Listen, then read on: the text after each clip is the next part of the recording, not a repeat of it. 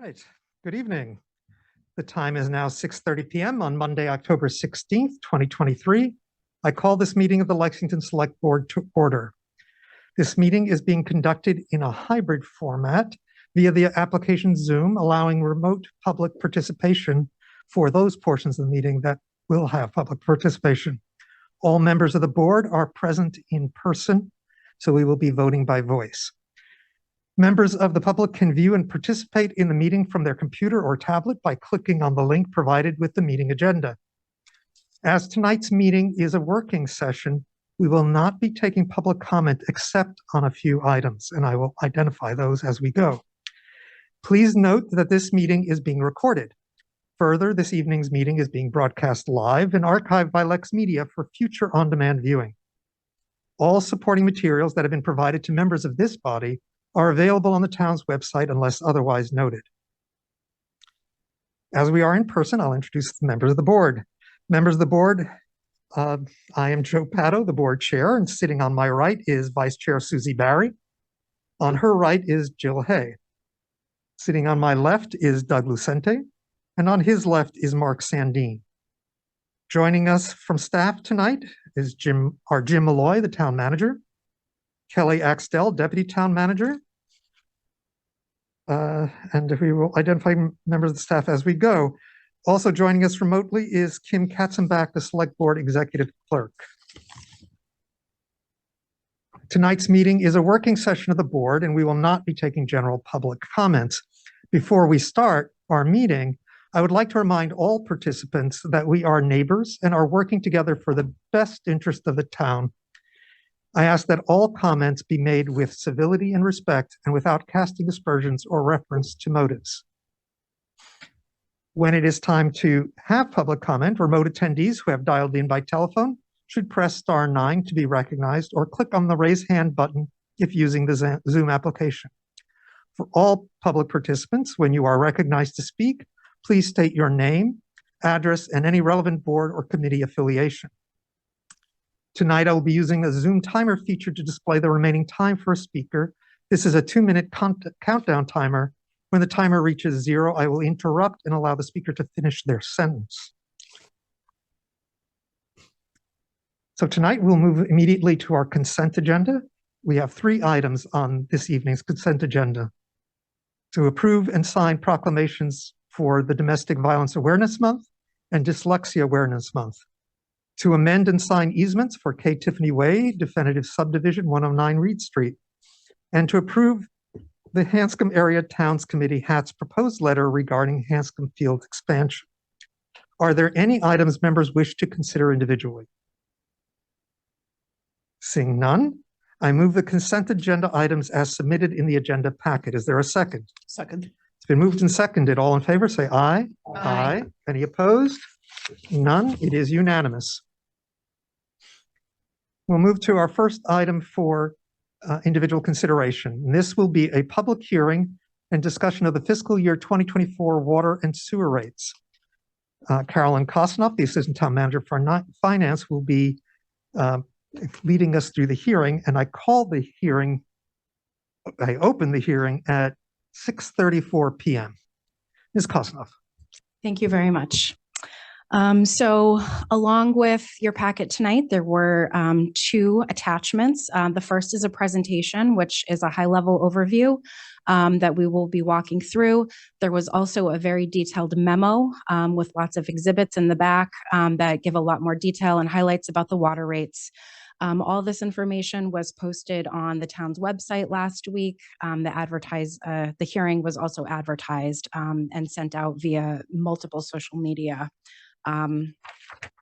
avenues. So we will start with the deck. And so we are here discussing the fiscal 24 water and sewer rates.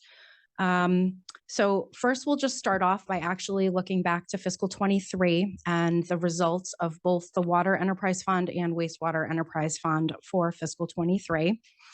So both of these funds were favorable. First, here you have the results of the Water Fund. Overall, water revenues were favorable to our original budget and projections by $2.8 million. This really was due to last year's very dry summer because this revenue was generated through last summer. And so irrigation added approximately $1 million, or in the ballpark of $1 million, and then Bedford and Hanscom's usage also added in the ballpark of $500,000 each. So that was user rate revenue that really added to that surplus. On the non-rate revenue side, there was also a few items that were favorable to projections, but in particular, we earned $300,000 of interest expense. Interest revenue on our fund balance. So overall, that was $2.8 million favorable on the revenue side. And we also turned back just under $300,000 in expenses. So overall, the water fund had an operating surplus of just over $3 million for fiscal 23. This added to the retained earnings balance. I did put that at the bottom of the slide. So retained earnings right now have not been certified by DOR, but they are projected here to be about $3.2 million. And this is really adding the $3 million surplus from this year to last year's fund balance. And then we did appropriate out $575,000 of retained earnings for this year's budget. $500,000 of that was to pay down a bond anticipation note, and $75,000 was for fire hydrants. All right, and then moving on to the wastewater enterprise. This also had favorable results, although because there's no irrigation on the sewer side, not nearly as high as the water. Here we had about $379,000 of surplus revenue. There was also interest income involved there, although it was offset by a little bit lower than expected collection on liens. And then on the expense side, we turned back $252,000 for a net operating surplus in wastewater of $631,000. In this case, retained earnings went down by just a little bit. That's taking last year's certified retained earnings, you add the surplus and then subtract out the appropriations. We had $715,000 of appropriations, and you end up with your approximate fund balance there. So overall, it was good, very good operating results from fiscal 23. And so now we'll just jump right into what the proposed rates. Sometimes I build up to this, but this time I figured I'd just get it right out of the way. So overall, the proposed water rates are projected to go up 5.7%, and the proposed wastewater rates are going up 4.6%. Combined, it's about a 5% increase overall in utilities for the average ratepayer. We did at the bottom here put a little bit of a table that sort of outlines what that would be for an average user depending on how much water they use. So a low user, this would add about $35 to their annual utility bill. For what we consider the Lexington average user, we've done some, analysis that the average user in Lexington is about 70, and it's HCF, which is 100 cubic feet. That will add about $49 to that bill. And then you could see the others, 120, which is the MWRA's average user, would add about $100. But these are all 5% increases. All right, and so moving on, how did we get to the 5% increase in the rates? So the rates are, because these are enterprise funds, they are a function of the budget. So the approved budget for fiscal 24, which we voted at last year's annual town meeting, and you divide into that your projected usage. And of course, there are different tiers and different rates, but that is sort of the base formula for this. So the reason the water enterprise is going up 5.7% in the rates for fiscal 24 is really being driven by the 8% increase in the budget for this year. You can see here that the large item that's going up is debt. However, we are applying some of the retained earnings that I mentioned earlier to pay that down. This was a financing switch that we did at town meeting last year, where we were able to take out a 0% MWRA loan for the lead and copper program, as opposed to financing that with cash capital, and we diverted cash capital to pay down this debt. You could see it's also offset by we did not we applied that money to pay down debt instead of cash capital. So you could see there's a large decrease on those that line. Those are mainly offsetting each other. So overall, the 8% increase is really what is driving the water rates. Overall water consumption, and we'll get into the details of that in a minute, is only projected to go up 1%. But there are movement between categories of water where there are different rates. So that will impact it as well, but we'll discuss that in a moment. And then on the wastewater enterprise fund, the 4.6% increase in wastewater rates is being driven by, again, primarily driven by the budget. The wastewater budget is projected to go up 4.3%, again, voted at town meeting. And we are actually slightly decreasing the amount of wastewater that we're expected to produce for fiscal 24. And I will explain the thinking on that. So when usage goes down, the cost per unit goes up for both water and wastewater. All right, so we'll just move on to consumption because that's the other part of the equation besides the budget. And so this is a chart that shows the history of our water consumption and wastewater flows. And then also the fiscal 23, what we had estimated next to the actuals. We did a 10-year average here and a 4-year average.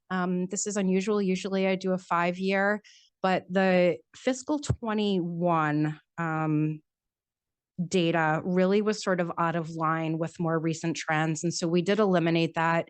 That was the year that was primarily impacted by COVID. And we just saw some really odd things going on with domestic usage versus, commercial and offices and things like that. So we did eliminate that year out of the 4-year average, which we think gives a clearer picture of what more recent trends look like. And then we have the estimates here in the yellow column B that we used for fiscal 24. So a couple things for both water and sewer, we dropped the tier 1 rate down, or the usage down just a little bit. And that really is to align with those more recent trends, besides, what the pandemic put aside. What we are really trying to get here to is sort of what the base usage would be, eliminating the weather aspect of this. We want to really set the rates at what a base year would look like without a crazy drought or a crazy, wet summer like we've had this past year. And so those trends sort of indicate that a slight drop in those tier 1 rates is appropriate. Another thing that we have done here is drop the irrigation just by a little bit. You can see that the fiscal 23 irrigation was very high. Again, we already talked about that generated a lot of surplus revenue, but that really is sort of an oddity. And we really do think that that's going to continue to come down a little bit. And so we're trying to not back off of that too quickly because it has a dramatic impact on the rates. As you decrease that irrigation usage, it will cause the rates to go up per unit. So we're backing down off of that slowly. We did increase both Bedford and Hanscom by a little bit compared to last year. And again, that's really just sort of more due to the recent trends that we've seen. And wastewater is pretty static, or sewer based, besides that small decrease in the tier 1. So given all of that, what we have sort of used, we are, just so everybody's sort of aware, we have started reading fall data. So obviously those consumption projections are based on our crystal ball. We obviously do not know what the weather is going to do for the next year. We don't know what everybody is actually going to use for water, but we use the historic trends. We are just starting to read for the fall reading right now. We don't have that data yet. But what we do have is on the next slide, the MWRA puts out usage by month of Lexington's consumption. And so this is actually a very good indicator of what our overall data is going to look like So even though we haven't actually read our meters yet, you can tell by their consumption graph sort of where things are going. On the right-hand side, there's a middle graph, which is Lexington's usage from the MWRA. This is what they are saying that we have used of theirs. And so the two items to look at are the red line and the green line. The red line represents calendar year 21, which was a very wet year. Calendar 22 is the blue line, which we just talked about. That was what generated all of our surplus revenue. And you could see how much more we used from MWRA. The green line represents this current year. And even though it's been a very wet year, just like 21, you can see that in calendar 21, we actually had spikes at the beginning and ending of the summer. So this sort of indicates that if you look at 21's data, we are going to actually be lower on consumption again this year than we were in 21. And so we really tried to keep that aligned. The other thing to note, though, that's probably good news for next year, is that our calendar year 23 consumption in the bottom graph is actually, as a percent of the system share, has dropped down dramatically. And so that will have a favorable impact on us next year, because our MWRA assessment is part of that is how much we use of the total MWRA system. So hopefully that's good news for us for next year. All right, and then just overall, the historical rate increases, we put this in here just for context. Again, this year on a combined basis is projected to go up 5%. You can see the 10-year trend there. This is slightly over the historic trend of 3.9%. But you can also see sort of how that impacted prior years. And then on the last slide, we do compare ourselves to other MWRA communities. The towns listed here, or towns and cities listed here, are those that are buying both water and using MWRA for both their water and wastewater. So these are all combined. There are some towns that only use one or the other. As you can see here, Lexington still continues to fall right in the middle of the pack in terms of how much we pay compared to other communities that are using MWRA services. This is based off of 100 cubic feet of usage. This is also from 22. So MWRA does their survey every year, but the most recent available was the fiscal 22. So if you compared Lexington's bill on this sheet back to that historic trend on the previous page, you can kind of see where we fell. All right, so that is all I have for a presentation. Happy to take any questions. Thank you, Ms. Kosnoff. Colleagues, questions about what we've seen tonight or read in the packet? Mr. Lucente. Thanks for this. This is really helpful and well thought out. You know, we probably don't have a ton of questions because you've anticipated every one of them. But this seems like, you know, pretty clearly is a 3.7 million surplus, which seems like a lot. So we as a community have decided to continue that trend, knowing that this year was a very wet year. I want to make sure I'm anticipating sort of what the thinking was behind that, but it was where it was a wet year, usage would be low. So we may end up in a situation where if we try to cut the rate too low, we'll be in the opposite direction next year. I think I've started to learn after 6 years this strange cycle and timing. But maybe you could just talk a little bit about why do we choose to do what we're doing with the surplus? Sure. So it has been our practice to mainly use the surplus for cash capital and to invest the surplus back into our infrastructure. And that in turn, by using that cash to pay for our capital projects, water, sewer lines, pump stations, things like that, we do not have to borrow for that. And then, it kind of lowers future debt service. I would say, though, that yes, we did have a big surplus this year. One thing that if you looked very closely at the consumption projections is that while I noted earlier that we dropped the irrigation projection down a little bit, I actually do suspect that irrigation will probably come in quite a bit lower than even what is in here. Like I said, we don't want to make it too dramatic. And like you just said, fluctuate the rates too much by, dropping that usage. I suspect that you may see a little bit of an operating shortfall next year, or in this current year, sorry, that will maybe eat in a little bit to that retained earnings balance. So that's one thing. We keep those retained earnings basically as a cushion in case we have a shortfall in a future year. But primarily, we do just use that surplus in order to invest back in capital projects, and as to not have to charge additional money or borrow for those going forward. Mm-hmm. Follow up, Mr. Wilson? A separate question, but thank you for that answer. Mm-hmm. I'm just curious where we're looking at composting on a larger scale. Again, anecdotally, in my home, we've noticed less water usage because we're composting now. Didn't know if that was anything we're taking into account or considering as part of our rate or future rates, or if there's any information out there in the, with other communities that may be experiencing a drop in water usage because of that, or I don't know if you have any data on that. You don't have to answer that now, but if there is anything that would be interesting, I think, to take into account into the scenario. Yeah, so I don't have data on that now. It's an interesting thought. I actually had not considered that. But what is factored in is, like I noted in the tier 1, the water and wastewater rates, we dropped it just a little bit, which is more in line with what we've seen over the past 4 to 5 years. And that very well could have something to do with it. I think overall people are just conserving and, putting in more efficient fixtures and things like that. But we definitely have seen the base tiers, the lowest usage, which is, where the majority of that falls for residential homes.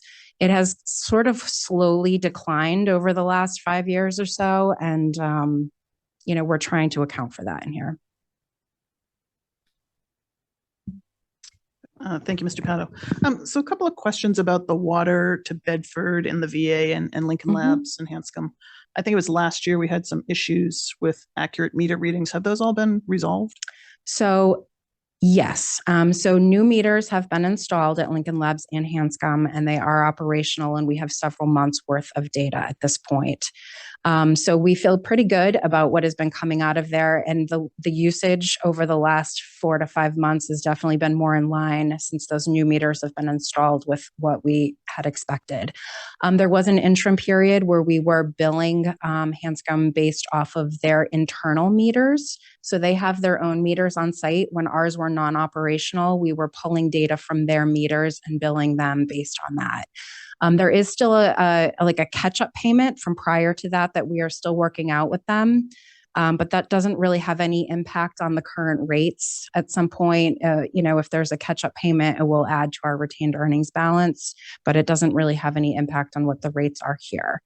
We have based the current year's rates off of what their expected usage is, which is actually back up a little bit, prior to when we were having those meter issues.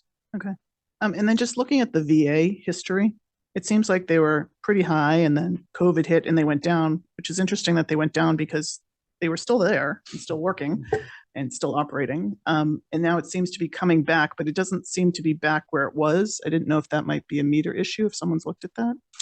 I would have to check. I don't see anybody from the water department here. I believe that meter has been replaced as part of the effort where we're doing the automated meter reading system all over town. I believe all of those large meters have been replaced, but I would probably need somebody from Public Works to confirm if there's anything else. That's fine. You can just get back to me with that. And then the other question you'll probably have to get back to me about is we used to talk about kind of like missing gallons or ghost gallons. We know they came in. We don't know where they went. And just if you guys can get back to us with how we're doing with that. Because I know at one point we had a real problem. And then we got our arms around it, but I'm assuming it keeps becoming a problem off and on as, pipes get holes and things like that. So that'd be helpful. So Public Works, but certainly. Excuse me. Seeing no other questions, my colleagues, I do want to raise a question that the board has heard from some commercial businesses in town, small businesses, which turn into large consumers of water. and are consuming their water at tier 3. These things that are restaurants, dry cleaners, small businesses like that. And the concern that they were expressing was that the cost they're seeing in water in Lexington is significantly higher than what they're experiencing in other communities near us. Are there communities that make adjustments for small business like this, or have a different tier structure to mitigate that expense? So I have not researched other communities. That is something we can consider here. So I actually am anticipating that in a near future budget year, probably the one that we're developing now, we're going to be requesting funding to do a rate study as part of moving to the AMR system. We'd like to go to quarterly billing and would like to have somebody come in, a firm come in to sort of do an overall rate study. So that is something that we could take a look at. I would note, though, that, the cost of the water is the cost of the water. And so anytime you're adjusting a rate for one population, it's essentially going to be adding to somewhere else. And so that's just something that would kind of need to be considered going forward.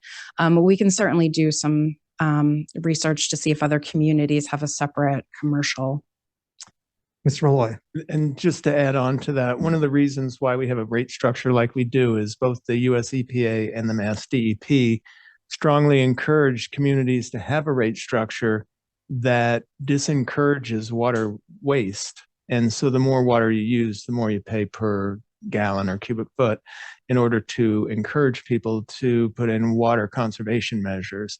And I know some businesses can't necessarily do that and have to use water, whether, like you said, it's a restaurant and you've got dishwashers, or a dry cleaner that uses a lot of water. It's a whole different thing, but it's difficult to carve those little businesses out in that type of a rate structure without impacting all the other businesses and all the residential customers as well.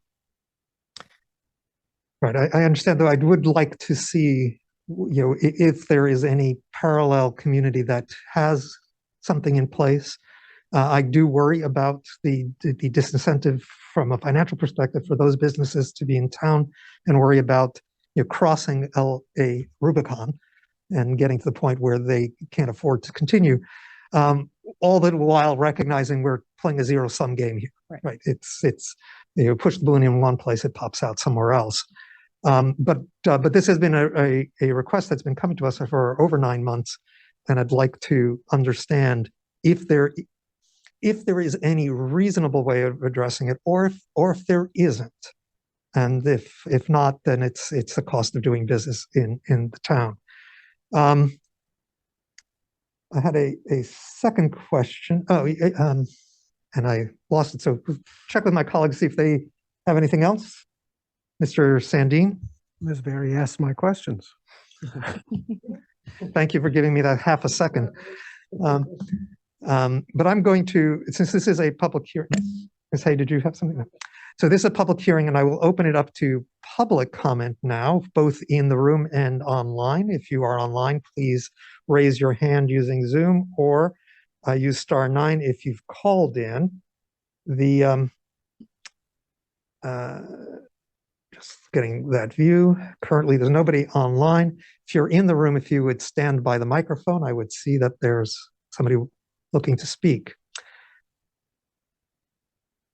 Seeing no comments, I will point out that this is the public hearing portion of rate setting. When I close it, we will stop taking comments, and I will close that in a few minutes or shortly. But this is not the point where the board will make its decision on the rates. We anticipate approving the rates for fiscal year 2024 on Monday, November 13th, 2023. And while the hearing will close tonight, members of the public are free to send us mail with their concerns or comments, and the board will take those into consideration when voting on the rates.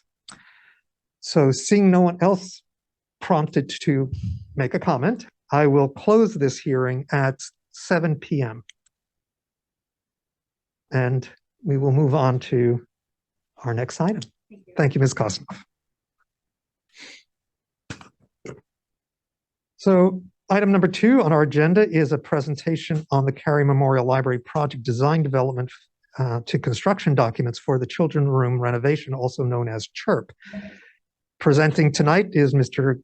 Mike Cronin, the Director of Public Facilities. And colleagues, tonight, this is a decision-making item. This is a checkpoint in our integrated design policy point. Mr. Cronin. Good evening. So tonight, as Mr. Pato mentioned, tonight is a design phase update for the integrated design and construction policy for the children's room renovation at the library. At the end of the presentation, what we're hoping for is a vote to proceed from design development phase into construction document phase. With me tonight is Stu Roberts from Johnson Roberts, and is the lead architect and has done a fantastic job. We've all seen him before, and he's got a great presentation for you all tonight. Good. It's all yours.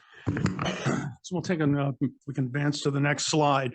We've included the floor plans again, but it's really, the design hasn't substantially changed since what you saw last time. The goals are still the same. We're trying to do a children's department that can be more engaging to children, provide better space for children's activities, just have a more engaging children's department. And then also create a meeting room that will allow for the kinds of programs that the library wants to provide. So no substantial changes really to the floor plans. What we've really been working on, it's design development, so it's really filling out a lot of the technical details of how we're going to accomplish things. So we can take the next couple of slides probably. If anybody has any questions, be happy to go back over things.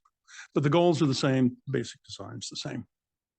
We included just some of the updated renderings. We've been working on the details, so this is you know, pretty good reflection now of what we're doing. New entrance going into the children's department. This is the area that where we're creating the activity area for story and craft. Just a view kind of overall of the library, what we're doing, trying to have a more sort of engaging interior. Looking at the desk and back to the entrance. And then the meeting room, no real substantial changes here. We are looking to do some improvements to the steps coming in that need a little bit of maintenance work, reworking the toilet rooms because they're the finishes in there are a little sad at this point, need a little updating. But primarily we're reconfiguring the meeting room, and really no changes since last time that you saw. And I think we have a couple of renderings next here that you can see kind of what that's looking like.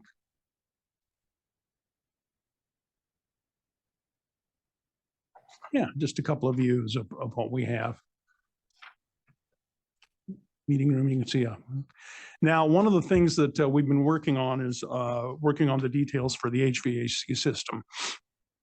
We are going to be completely redoing the HVAC system for the lower level, and that's going to be a VRF system, a variable refrigerant flow system. So there'll be a number of condensers that we need to include somewhere in the project. So the plan now is that we would put them outside, and there are a couple of drawings here that we've included to show everybody what it would look like. First one, you can see the existing condition. And then the second one shows the condensers, but there's no screening for the condensers. And then this slide shows the condensers hidden with some landscaping and also a fence. So the plan here really is we're going to do these condensers in this location during this phase. And then during the next phase, when the other floors are renovated, those condensers are going to get located and everything's going to get consolidated into a new, larger mechanical pit. There's one that exists now, and so that equipment will come out. It'll need to be enlarged, but that's the plan. So this is a temporary condition that would be part of this project.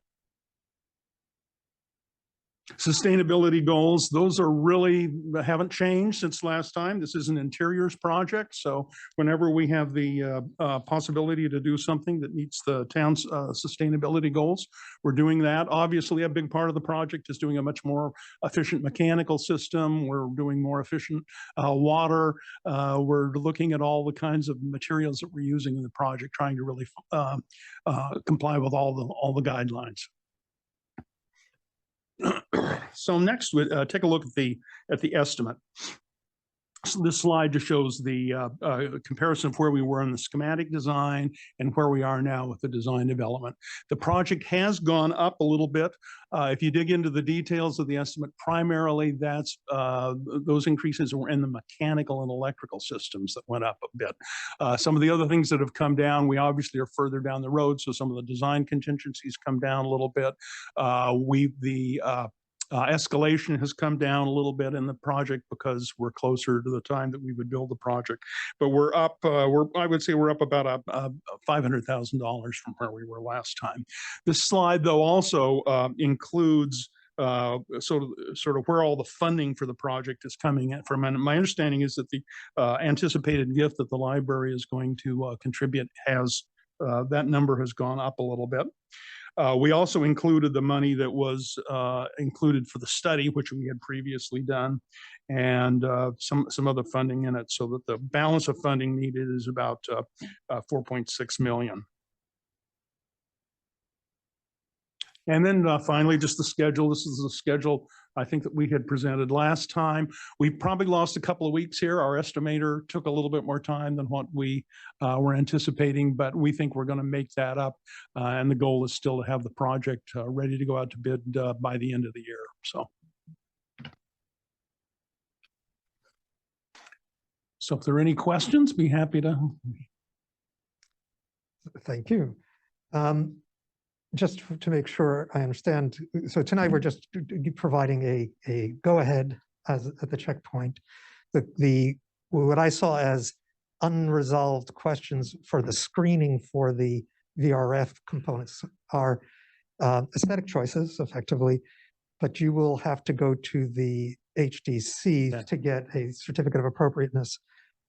So from my perspective, whichever model they will grant you access is the right one to go forward with. We've already reached out to the HDC and have engaged them with more of a smaller advisory group to kind of give us some guidance on which particular direction to travel on that issue. Good, and hopefully, given that it is a temporary, though temporary is probably 5 to 8 years, it won't be too difficult to come to agreement. Colleagues, are there any questions on the status? Ms. Barry. Thank you for the update. And we're going to miss seeing you on Wednesday because that meeting got canceled. But I just have this really tiny question on page 14, or slide 14, sorry. So the square footage went up. Was that the staircase or something? No, the scope hasn't changed.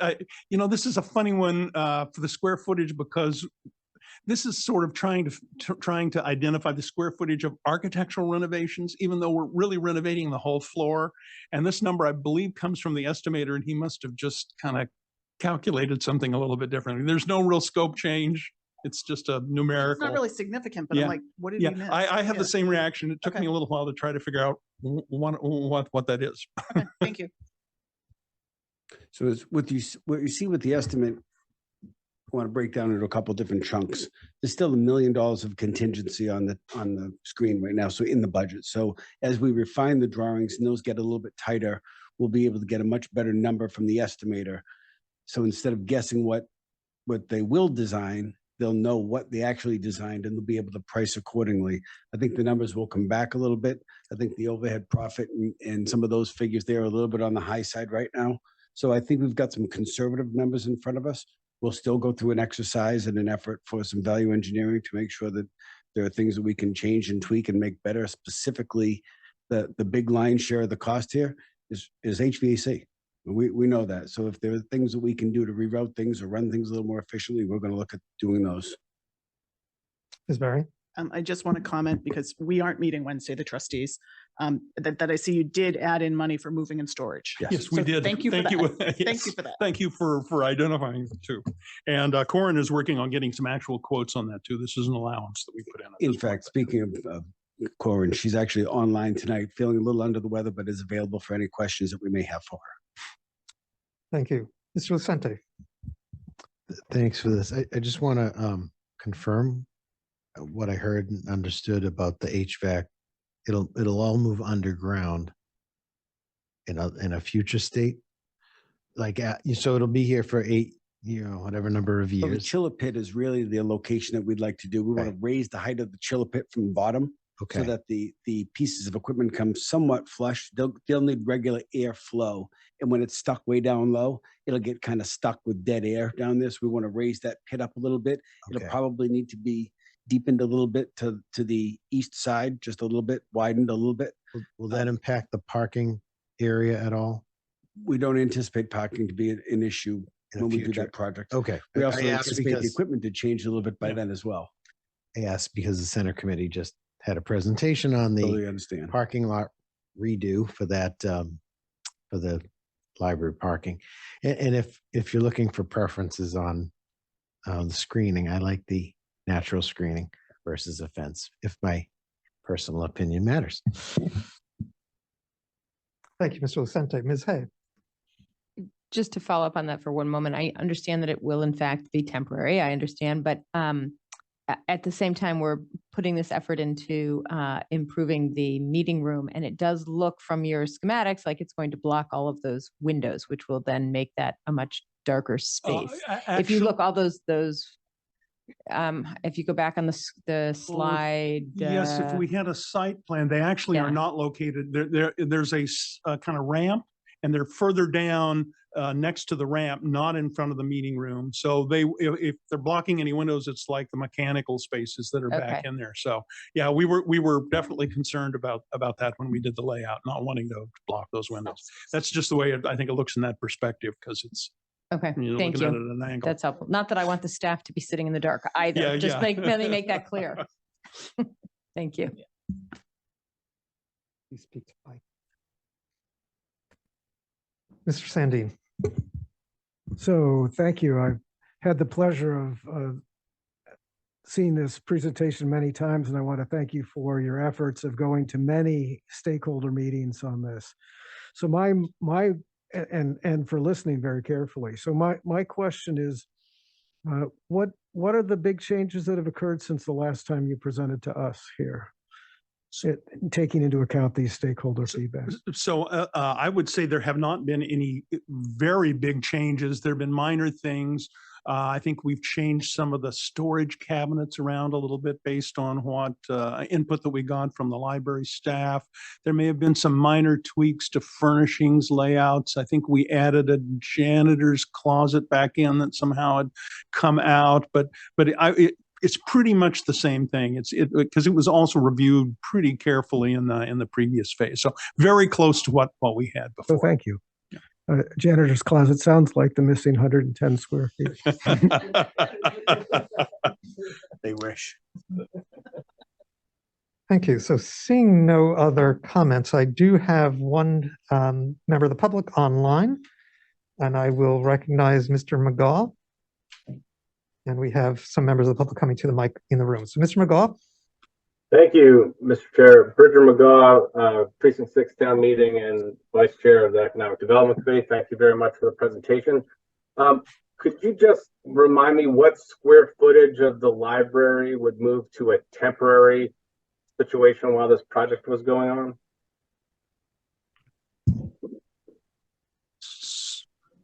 So Corin is probably the person who would be best to answer this, but my understanding is they're going to try to accommodate all these functions within the library while it's under construction. So I don't think the plan is to have a temporary facility, but if Corin's available, she should really answer this. Ms. Denbridge, would you like to opine? Sure, I'm here. Can you hear me? Yes, you're clear. Okay, great. Yes, we will be relocating all of the services from the lower level up to the main level. And so we'll be putting temporary children's and teen spaces up on the main level. And then we'll be taking our programming. Part of it will go virtual the way that we offered it during the pandemic. And then our children's programming, thankfully, we have partners at the community center who are going to help us establish some of our children's programming over there while the building is under construction.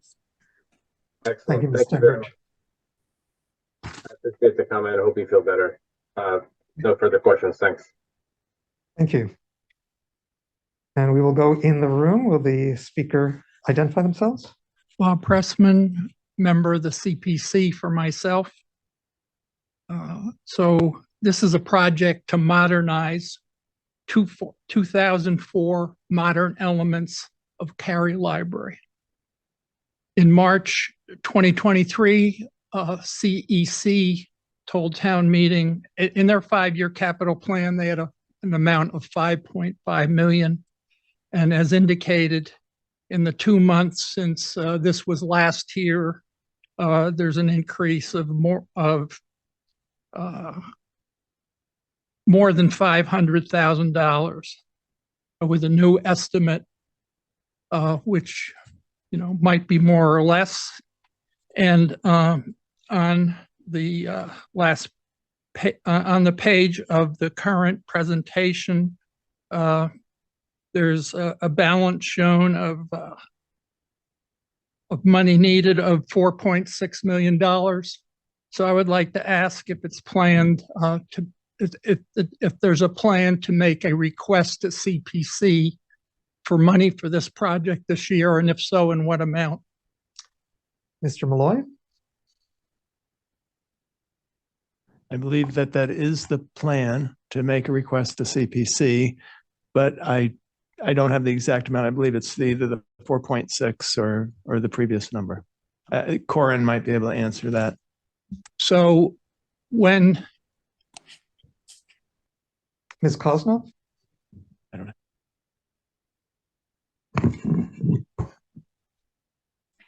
Thank you.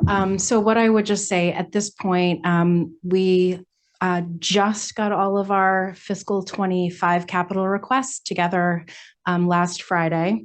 We have not developed a full financing plan yet. There are many projects that are in the plan this year that will be eligible for CPA funding.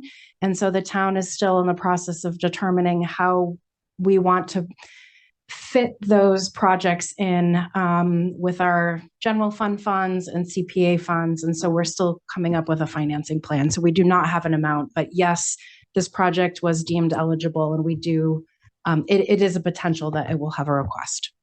Thank you, Ms. Kosnow. So this is what I want to say. When the AHT was here recently, they indicated an amount, and LexHab has subsequently, I've heard, had projects that could be 400,000. And if and at that meeting, at a certain point, your chair said that it might be possible, it might work out due to other worthy projects, that it would be necessary to limit the housing amount to the balance in the housing bucket, which will be something like $1,750,000, well below the AHT ask. Mr. Pressman, your time is up. And if so, can I finish the sentence? You don't want to hear important information. We will take your material in writing, please. And I will point out, use the acronym AHT, that's the Affordable Housing Trust, for those attending the meeting. Next speaker. Dawn McKenna, 9 Hancock Street. And I apologize, I just saw this presentation for the first time. So I just want to make a comment for you all to take into consideration. I'm concerned about the air handling equipment on the outside of the building. The Clark Street is part of our historic area, and directly across the street from that, we're doing a lot of work to improve what's happening there. And we have most recently put in a accessible viewing area there. So I'm a little concerned that we're looking to make bigger equipment out there that's facing that. And I'm not quite sure how to do it, but I agree. I think it was Ms. Hay who said, at the very least, it should be natural screening. And if there's anything that could be done to rethink where that extra equipment is going, not along that corridor that we just spent so much time reevaluating and redoing, I'd really appreciate it. Thank you. Thank you. Seeing no other speakers in the room or online, I'll go back to the board. Mr. Sandin. I just want to follow up a question for Mr. Cronin. So I'm assuming this goes to HDC, correct? For that? Yes. All right, so colleagues, we have a suggested motion in front of us. I move to approve the design development plans for the Carrier Library Children's Room and authorize the Department of Public Facilities to continue the design. Is there a second? Second. It's been moved and seconded. All in favor, say aye. Aye. Any opposed, say nay. None. It is unanimous, 5-0. Thank you, and we look forward to the progress on this project. Our third item, and I'd caution the board to not have side conversations.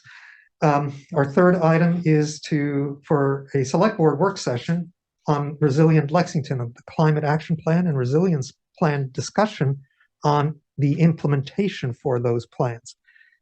Presenting today will be two members.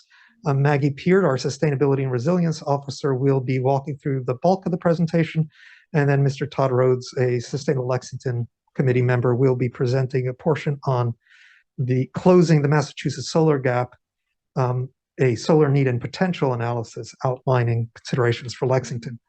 So Ms. Peard, I'll hand this off to you.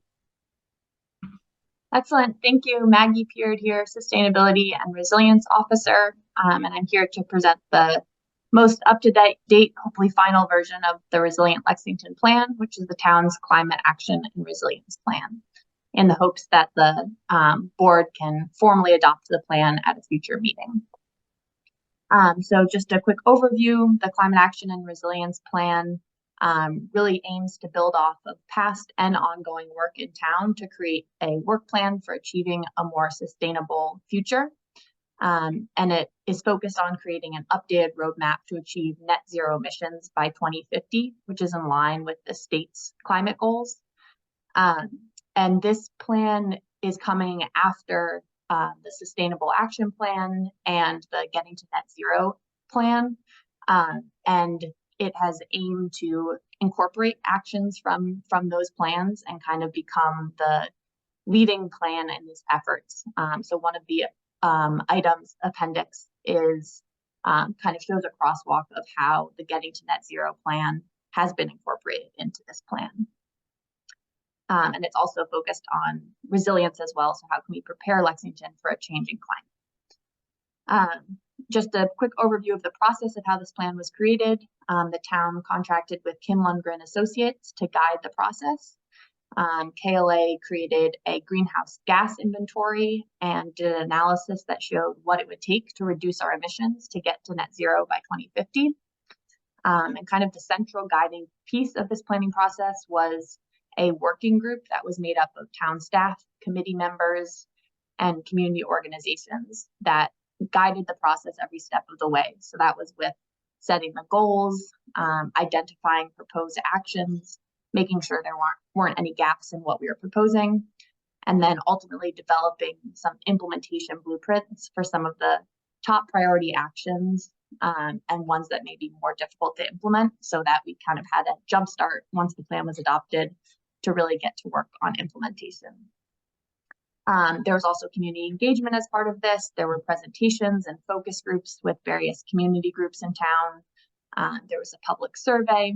And then upon the completion of the draft plan, we had about 2-week public comment period where we had an online comment form, hosted a public forum, and then reviewed the plan specifically with the Sustainable Lexington Committee, who has sent in their voice of support for formal adoption of the plan.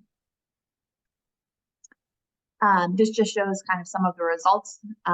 You can see that buildings create about 70% of our emissions, so is an area that we're really focused on in the plan. Transportation is about 1/4 of our emissions, followed by waste, and then to a much smaller extent with water and wastewater. This goes into, you can see much more detail about this in the plan itself, but just shows the reduction analysis and shows what it would take to get to net zero by 2050. The plan's broken up into 5 different focus areas: buildings and energy, community resilience, natural resources, transportation and mobility, and waste. And within each of these focus areas, there are 2 overarching goals. then broken down into strategies and actions to complete the goals. And then in order to capture kind of priorities of the town and goals of the select board, there were 4 guiding principles. So bringing resilience into every part of those focus areas, not just the community resilience section, bringing equity into the plan, really focusing on greenhouse gas reduction as a key strategy, and then regional collaboration. How can we work with neighboring communities and the state to achieve our goals? So some of the key outcomes of the plan is the creation of 10 goals in 5 different focus areas and a total of 52 actions. We also created 12 implementation blueprints for some of those more complex or priority actions. And then also for every one of those 52 actions, identified a lead town department that would kind of carry out the implementation. And then also what partners, either other town departments or community groups that would support that implementation. So tonight for the work session, the key questions I would bring to the board is, sorry, I skipped a slide here. What's next? So what's next? Eventually we want to get to a formal adoption by the select board so we can really move towards implementation. And part of that is thinking about what implementation looks like. So I would propose setting a regular update schedule for this plan. And my proposal for that would be every 5 years for a full formal update, which would be bringing in a consultant, kind of going through some of these processes again. But this is a field where technology changes, our knowledge changes. So within those 5 years, there would still have to be refinements to the targets that are laid out in the plan, ensuring that we're still remaining on track to meet that 2050 goal. And Todd is going to touch on one of those refinements that already is kind of playing out and looking at what the town's solar targets should be. In terms of implementation, again, these are kind of proposed ongoing steps to take in order to make sure that this plan is actually carried out and not just sitting on a shelf. So that could be setting 1 to 2 year priorities. Could be a combined effort of my role, the Sustainability and Resilience Officer, with Sustainable Lexington Committee, in collaboration with some of those lead departments that have been identified, taking into account, what are the high impact actions, what capacity do we have to take these on, and other relevant factors. And then it would really be passing off some of these actions to those lead departments to take ownership of getting them done. And as part of that, I think just good to acknowledge that there would have to be some flexibility required to take advantage of funding that comes up, staff capacity, and kind of new policy changes that wouldn't be able to be predicted in advance. And then a final step is important, tracking the progress of the plan. So again, I propose that Sustainability and Resilience Officer would be responsible for tracking data and the status of actions in the plan on a regular basis. And I've recently submitted an application for a fellow from UNH to support some of that work so we can really establish a strong system to get that work done. And so this last slide is just what I'm asking for the board to discuss. Do you support formal adoption of the Resilient Lexington Plan? How can the Resilient Lexington goals and priorities best be integrated into select board goals so that it's complementing our comprehensive plan and other plans in town? And then before you're ready to take a vote, what else would you like to see considered during the implementation of the plan or any changes to the plan itself? Thank you, Ms. Peard. So colleagues, I'm going to go to Mr. Rhodes in a moment, but given that there's a series of questions here, I'd like to discuss those. And then Mr. Rhodes will give us a insight into some of the challenges for meeting our targets in certain areas and why it's important to be reviewing these items even in the interim of those 5 years when we're being suggested that we should have the major checkpoints. So colleagues, any questions or comments, and in particular, any responses to Ms. Peard's questions? Mr. Lucente. So thank you, Ms. Peard, for putting this together, and to the folks on the Sustainable Lexington Committee for all the work on this. I'm reflecting back to about 5 years ago when Mr. Sandine, before he was on the board, I remember coming to a meeting, we were talking about our larger goal of getting to net zero. And one of the things that, I see in this plan, very basic, but looking at slide 5, there's the path to net zero emissions. I'm not sure if this is like a placeholder, if this is accurate, but I know we have made some progress as a community. And I don't know if we have that data reflected in anything that we can point to say, because I guess one of the lingering questions for me is how well have we done so far? Where have we seen progress? Where have we made change? And I did frankly try to go through all the appendices of what was attached, and it was a little intimidating for someone that might not know every piece of that. And I tried to find it, but I'm wondering if we have data to point to our success so far as a community, maybe for the last 5 years or maybe for the last 10 years, if we have that far back. But any information like that would be helpful. Ms. Peard? Yeah, so one of the key things of this plan was that greenhouse gas inventory that took 2019 as its base year. So that's kind of the most kind of holistic, complete inventory that's happened in the town so far. And so any update to the plan would look at also updating that greenhouse gas inventory.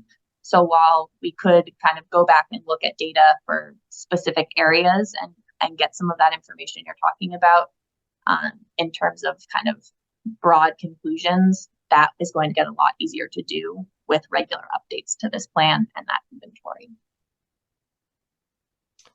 Thank you, Ms. Peard. Mr. Lucente. Yeah, and I think, I think we need to move ahead with a plan. I think, of course, it's always the details of, when can we do the checkpoints and what can we accomplish in what time frame. And I'm excited because it's an opportunity for us to make some changes, do things a little differently.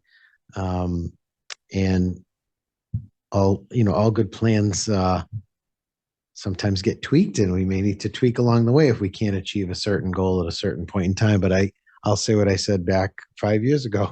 I think this is achievable by 2050, and we can maybe even do better if we put our minds to it. So thank you. So Mr. Lucente, your words to whoever's ear, it's that should be the case. Mr. Sandine. So obviously this is near and dear to my heart, and I appreciate all the work that's gone into this. And by the way, to Mr. Lucente's comments, I just want to thank Ms. Peard, because she is doing an incredible amount of work on many of the things that are in the original Sustainable Action Plan and in this Climate Action Plan here. So there's a lot of progress going on right now. So in answer to the big question that we're asking about how often does something like this need to be updated, from my perspective, I think about a couple different things, but I think we need to be thinking about more frequent sort of major updates to this plan than every 5 years. The world is changing at a faster and faster pace, and we're going to have to adjust to that. And the other thing is, from a political perspective, if you're out 5 years, 5 years is beyond the sort of tenure of a select board, term. And so I kind of reflect on our previous town manager often said that it takes 3 years to do anything in Lexington.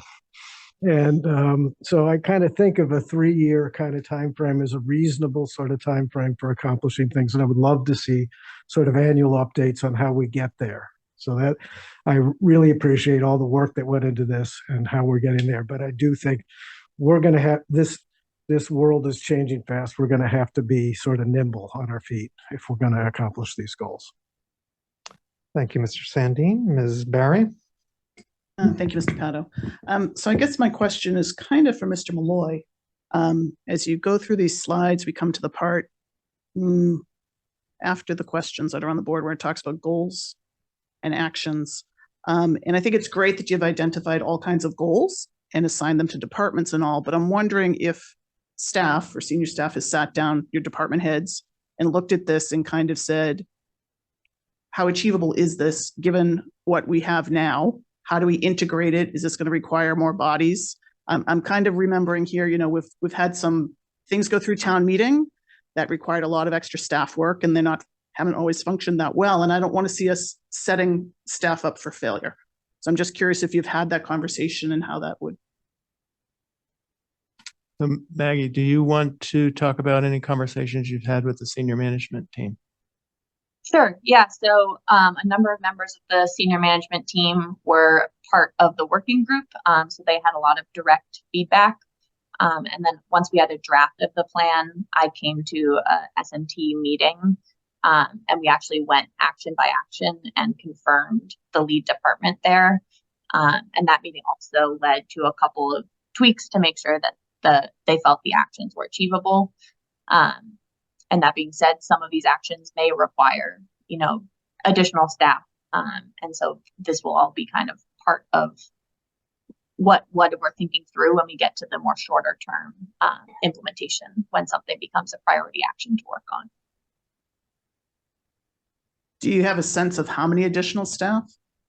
I just know every budget year we start competing over, you know, we usually have maybe one position we get to add, and it's like, where's the hottest need? So does suddenly this plan outweigh needing, like, I don't know, something else? I'd hate to see us competing for dollars and things like that. And maybe I'm not really looking for an answer. I'm just kind of stating that out loud. It's the kind of the frustration. We want to do the right thing and we want to move forward, but we're kind of stuck financially. Yeah, I think each individual action, you know, is something that was signed off on. And I think when you're talking about, you know, getting them all done on a certain timeline, then it's when we'd have to look at, are there added staff needed? And that's not something that was quantified as part of this plan. Ms. Hay? So my concerns also were largely budgetary, and I guess that seems like something that we should just raise as a flag right now, but I don't think we're going to get an answer for. But I guess I think that the content of this is all really well thought out and admirable. I am concerned about our ability to effectuate it without a budget dedicated to doing so. Thank you, Ms. Hay. So from my perspective, answering the questions, yes, I do support a formal adoption of this plan. I think that I think that 5 years is too long for a major review, but I also think that there's sort of a rotating focus of elements of the plan that we should be looking at on an annual basis as the primary activity that we're focused on in a given year, and that we're able to go around the bulk of it on the order of every 3 years. I think Mr. Sandin is right in saying that it does take a significant amount of time, not only in Lexington, but in all municipal governments. And in reality, in this area, I think it takes time to detect the change that you are trying to accomplish. And it's not, it is most helpful when we are tracking and able to point to, here is the data that corresponds to what we've done. So answering Mr. Lucenti's question of how are we measuring how well we're doing, and that's a necessary part of these reviews. Ms. Barry was concerned about setting the staff up for failure, and I'm concerned about setting us up for failure, and that what we need to do is not assume that staff is going to be able to do it, but to be soliciting the feedback for what do you need to accomplish this, because I view this plan as not optional. This is something we have to accomplish. So if we're not positioned to do this, what do we change? Where do we extract resources to be able to make this kind of progress. As you can tell, this is probably the top priority for me. Many other things are essential, and I'm looking for us to accomplish them. But this isn't something that I'm looking to see in a few years. Oh, well, we couldn't put the necessary staff behind this work. But as I think Ms. Hay pointed out, this isn't something we resolve today, but it is something we have to keep in front of us at all our budget discussion and departmental review sessions when we're looking at, are we positioned to execute? Now I'm off my soapbox. All right, that was the board. Are there any follow-up comments before we go to Mr. Rhodes? Seeing none, Mr. Rhodes. And you'll need to turn on the mic at the desk. All right, is that working? Very good. Thank you very much for the opportunity to present this information tonight. And actually, do we have the presentation? Let me just wait for that to... So Ms. Katzenbach, I think we're looking for the other presentation, which is down the last one at the bottom, solar need and potential. There we go.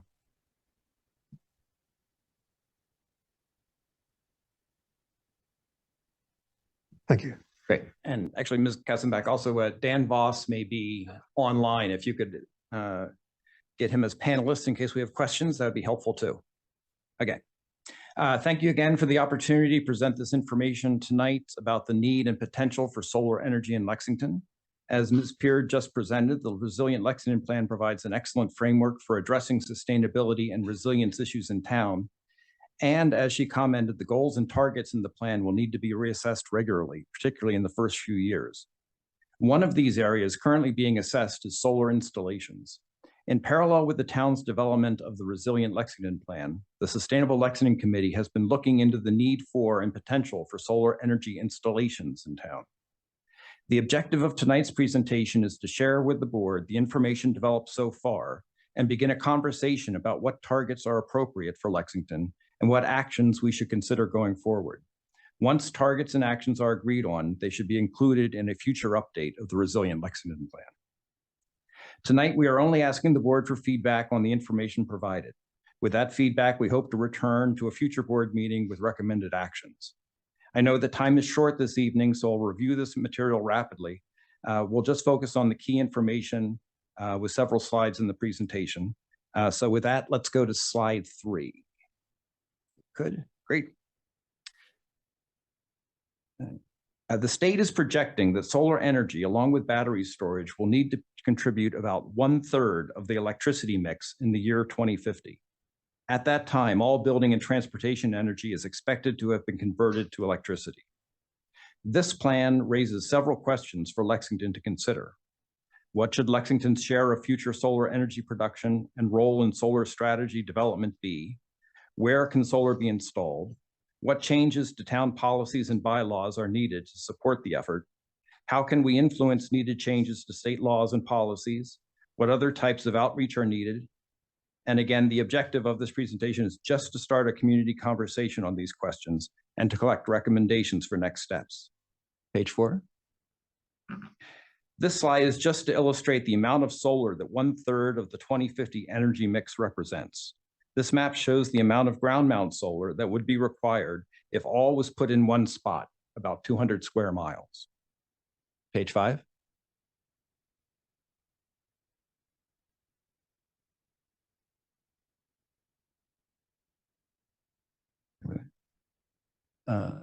I'm sorry. Currently, the state has installed 12 to 14% of the projected need. Many rural areas are already producing more than they consume, over 300% more in some towns. Urban areas are the main consumers, but have limited space for solar installations. Determining how much solar a municipality can install requires balancing the needs for solar, housing, protection of natural and working lands, and other social goods. Page 6. In Lexington, supporting the state's effort would involve a significant increase in the amount of solar installed.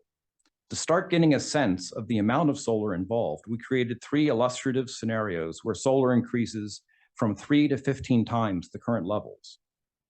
Installing 3 times more solar in town by the year 2050 would mean that we would need to maintain the pace of installations that we've achieved over the past 10 years. But even that would be challenging because we don't have many more Hartwell facilities, municipal rooftop programs, or municipal canopies available to go forward. On the residential side, many homeowners predisposed to install rooftop solar have already done so, and the state incentives are not as great as they once were. In addition, an additional reason that more solar is needed is that Eversource has limited capacity to deliver electricity into Lexington. Local generation will help supply new electrified loads. There are also additional benefits of local solar, including reduced need for new transmission lines and substations, which would reduce overall utility costs, and improvements to the resilience of Lexington's power supply.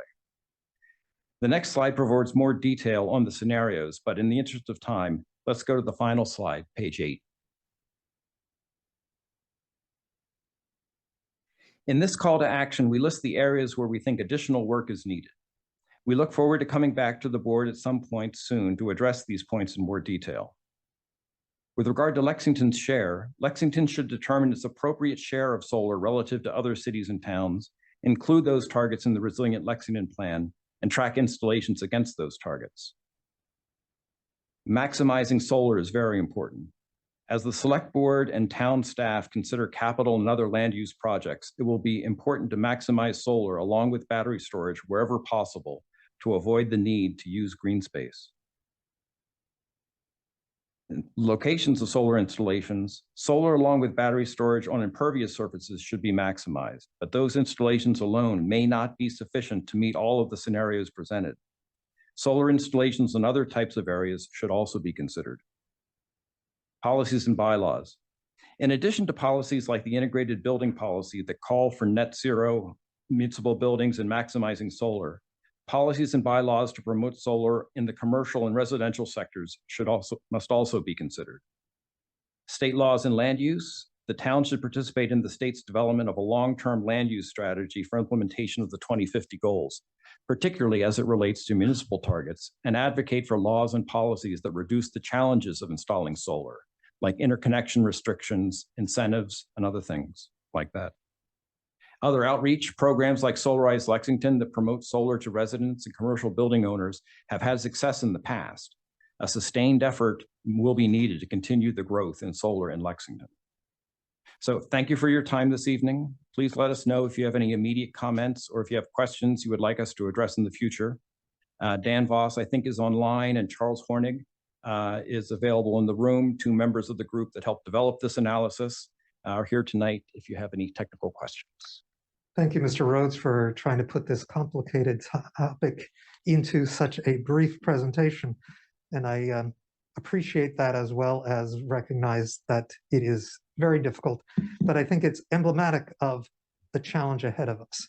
The state has published all sorts of information, especially recently with studies that suggest we will relatively easily be able to accomplish this need.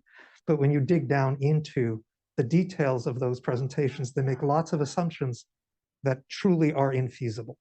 So what lies before us is how to maximize the opportunities we can to avoid really onerous choices. Colleagues,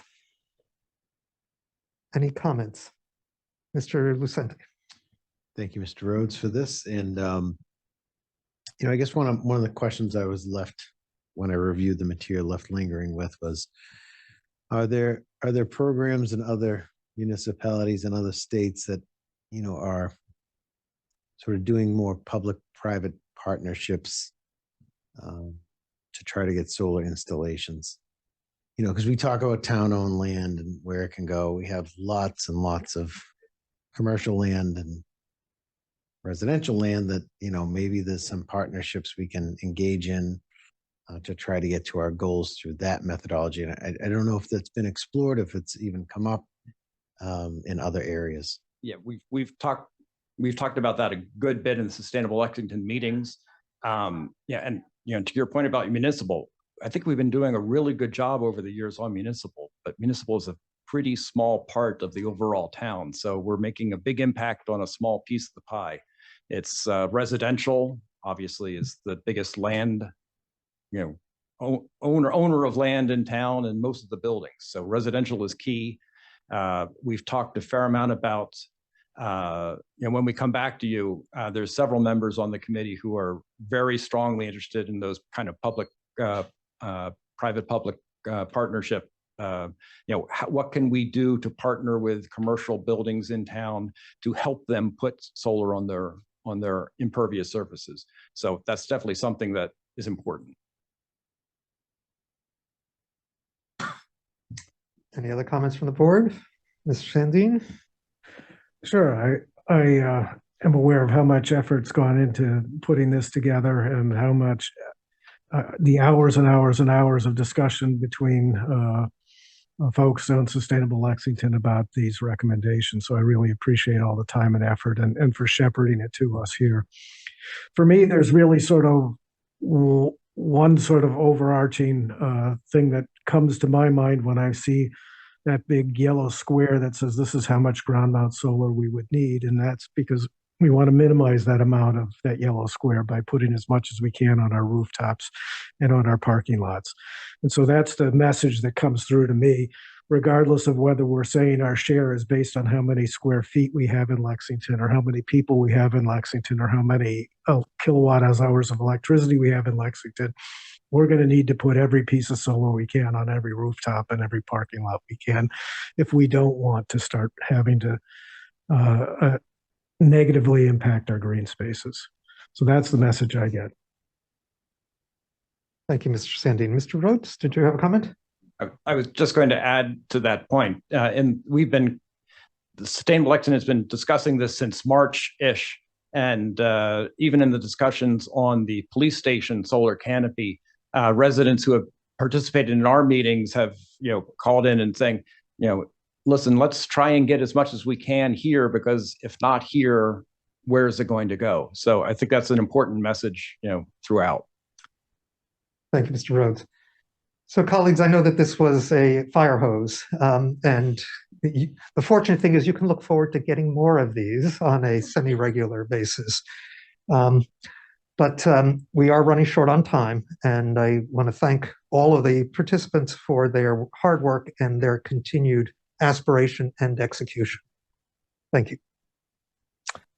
All right, so we'll now move on to item number 4, which is also a work session, and this is a review of the revised Noise Advisory Committee charge. I should restate that it's a review of the Noise Advisory Committee charge, because at our last meeting, when we were talking about not including an amendment to the noise bylaw at this fall special town meeting, we also decided that it would be good to revise the charge for a reconstituted noise committee. What we didn't say is what was it that we were looking for. So before editing, I decided we should have a short conversation here for what elements of this charge would you like to see updated and changed beyond these simple things like we're not a board of selectmen anymore, we're a select board, and grammatical changes. So substantive changes, what are board members looking for? And then we'll come back with a draft. So I'll open the floor for discussion. Ms. Barry. So the HATS Environmental Subcommittee has not been active in I don't know how long, a long time. So I think that can be removed. And then I think we should kind of a really good, robust conversation of what the criteria for membership is.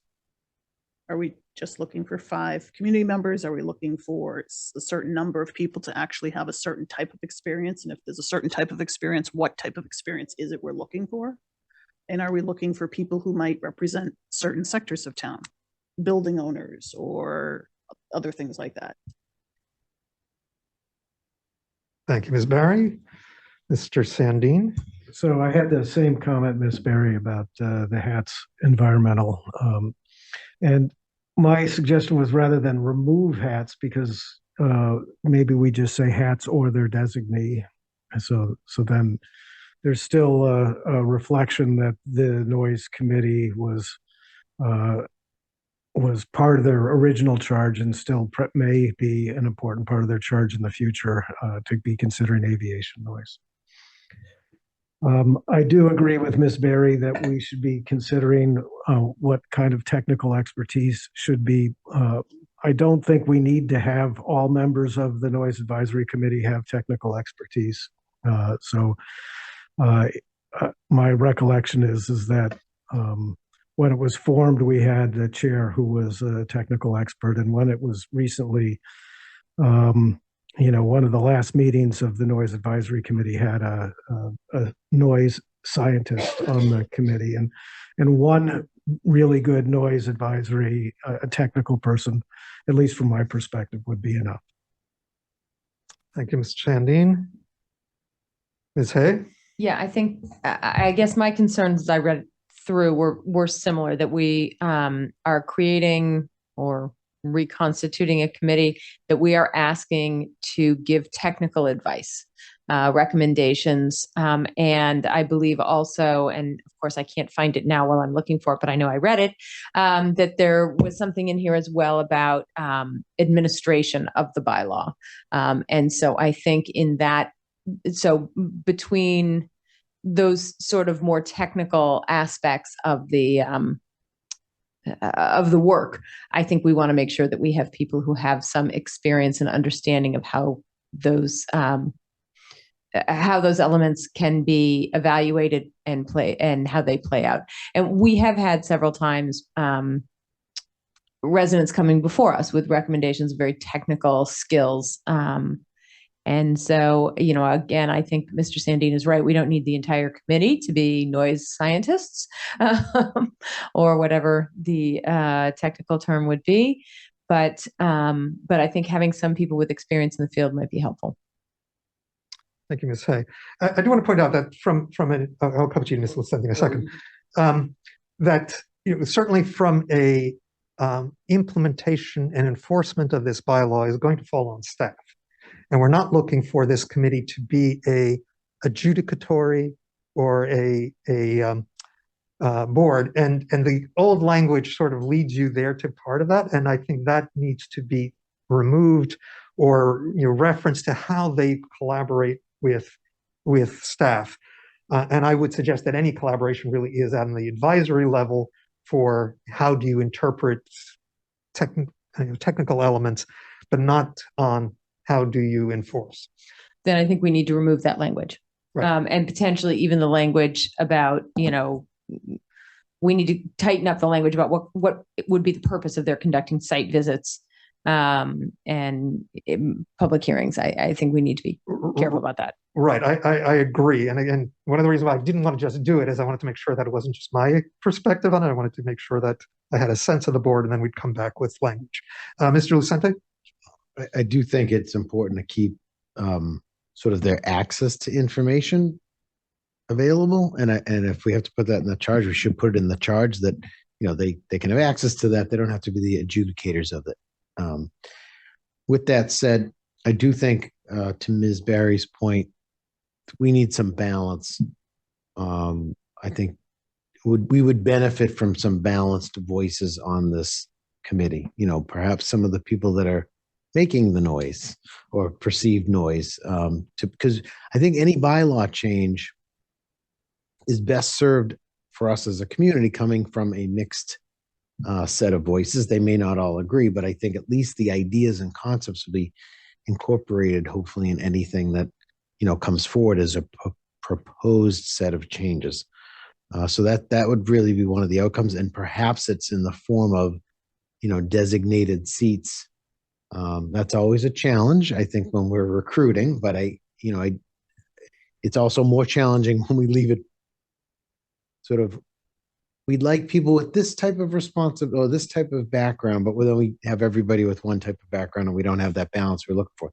So I'd like to see that balance sort of baked into the charge a little bit more than some of our other charges. For example, I think the ZBA comes to mind, it's people with real estate or this or that. You could have all real estate experts and no lawyers on a particular board. And that's really, again, not helping us achieve the goal of balance. Thank you. Right. And I just want to touch on that balance notion. I mean, I think that it's not simply a balance of the participants, but it's a recognition of that the noise bylaw is about protecting the residents from excessive and harmful noise, but it is not intended to be used as a weapon to prevent certain kinds of change in the community. We recognize that there are many activities that are part of the healthy evolution of the community that are going to create noise. And the goal here is not to prohibit any noise, but to do so in ways that are mitigated, that are reasonable, and that are time bound, right? And I think that probably needs to be captured in the charge so that we don't see a committee formed that believes that their role is to, make us a library. Right. Ms. Hay and then Mr. Sandy. So I think, 2 points to that. One, I think that it would be worthwhile to incorporate into the charge something that references a requirement maybe for public participation and hearing before making a recommendation that comes to us for bylaw changes. And we have done that with other charges where there are a certain number of public hearings that are required, things like that. I think that would be wise. And the other thing is that, and maybe it's common sense, but maybe it needs to be referenced as well. We can't anticipate when we go to build this balance, what may be the next gas leaf blower. So I think that having a provision that provides for adding an ad hoc seat if there is a particular industry that is being evaluated or impacted by any proposal. Right. I think we do that with the permanent building committee with respect to specific projects where we have precisely a subject matter expert and a individual from the site being affected. With regard to public outreach, I think that is a two-edged sword, because one of the things we need to make sure is any communications about that are clear that this is the exploratory discussion, because I know that we've got lots of pushback saying select board is doing. No, we were reaching out to talk about, here's a proposal, what are the feedback. And there is a certain amount of sanity checking that I think I'd like to make sure we are aware of before it goes to the public, but that it's sort of a touch point followed by public access, followed by decision making, which will eventually be a decision made by town meeting. It's bylaws. Agreed. I guess I would just say that there will certainly need to be public outreach after it comes to this table. I guess my concern is that it not be a closed room proposal by the time it gets to this table, because the first question we're going to ask is, how does this impact the community? What does the community think? So I hear what you're saying, but I think I'd rather err on the side. It's not going to be the select board asking for that input. It is going to be this committee asking for the input and holding this, whatever sort of outreach they do. And we don't need to be overly prescriptive, but I think we do want to have a requirement that they haven't just kept it insular. Agreed. Mr. Sandin. So in terms of the types of experience and expertise that would make sense to have on the noise advisory committee, the first line of the noise bylaw says, Town of Lexington finds excessive and unwarranted noise jeopardizes the health, safety, and welfare and quality of life of its citizens.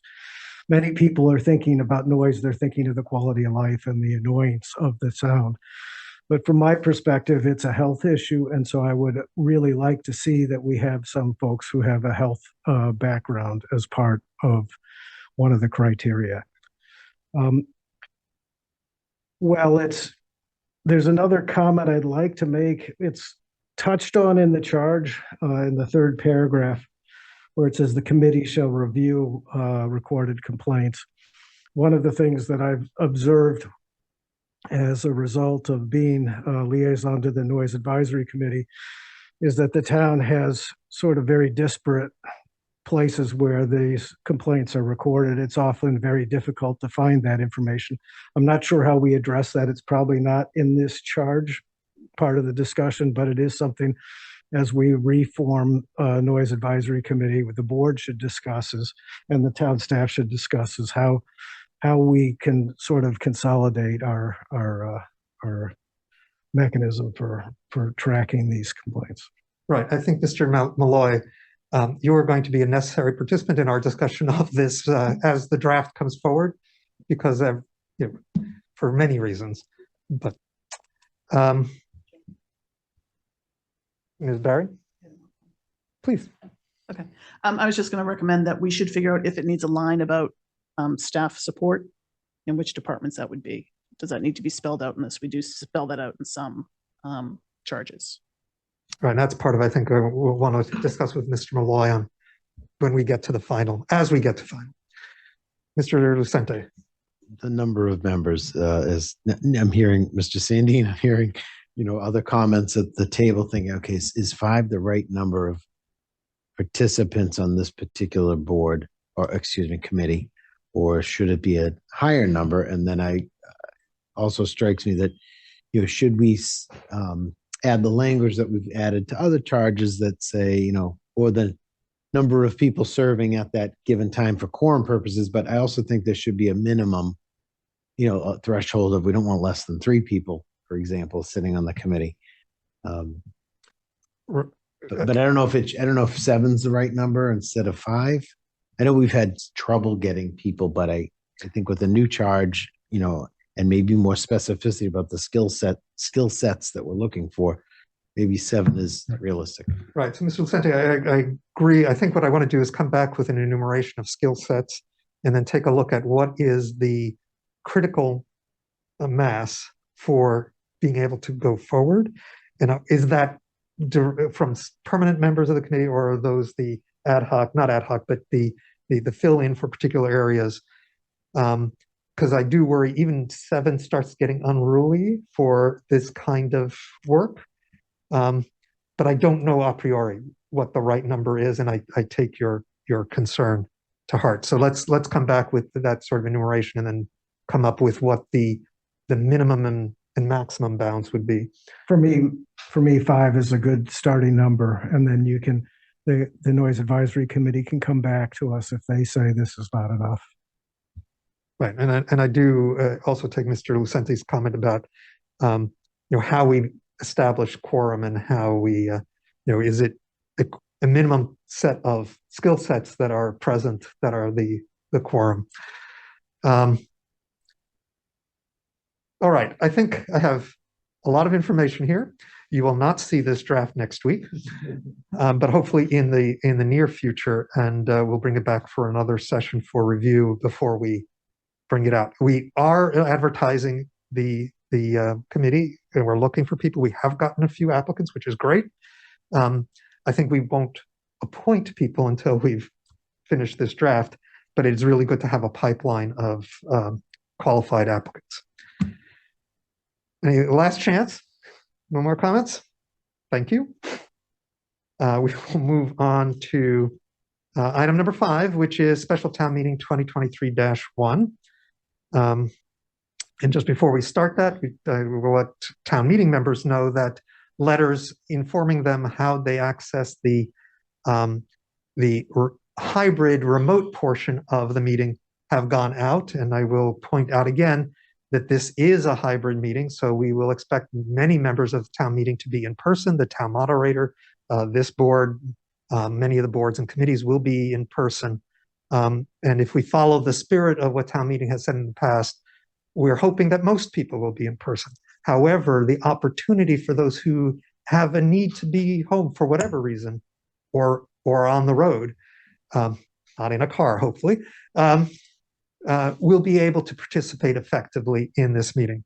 Our intention is that moving from a webinar form of meeting that we used for past remote town meetings, this will be a meeting form of of Zoom session. So it'll be like this select board meeting, which means all of the town meeting members who do participate remotely will have the ability to turn on their cameras without having to be promoted up and down from being a panelist. So hopefully this will be a more engaging and dynamic meeting than we've had in the past remote portions, and that we will see many members in person. That's it. Let's now move on to the items. We have 4 discussion points, and we will start with Ms. Page, the Assistant Planning Director, who will update the board on Article 8, an appropriation request for speed hump pilot program recommended by the Transportation Safety Group. Ms. Page.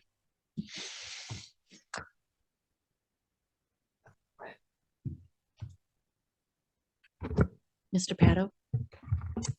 Ms. Sextel, sorry. If I could just remind the board, we informed the presenters that we asked the board to review the videos beforehand. And so here it's more of a Q&A, or if you have specific questions about the slides, but that's the format that we shared with the presenters as well. Thank you. Thank you. That was a helpful reminder. So Ms. Page, would you like us to just start with questions, or do you have any preliminary comment?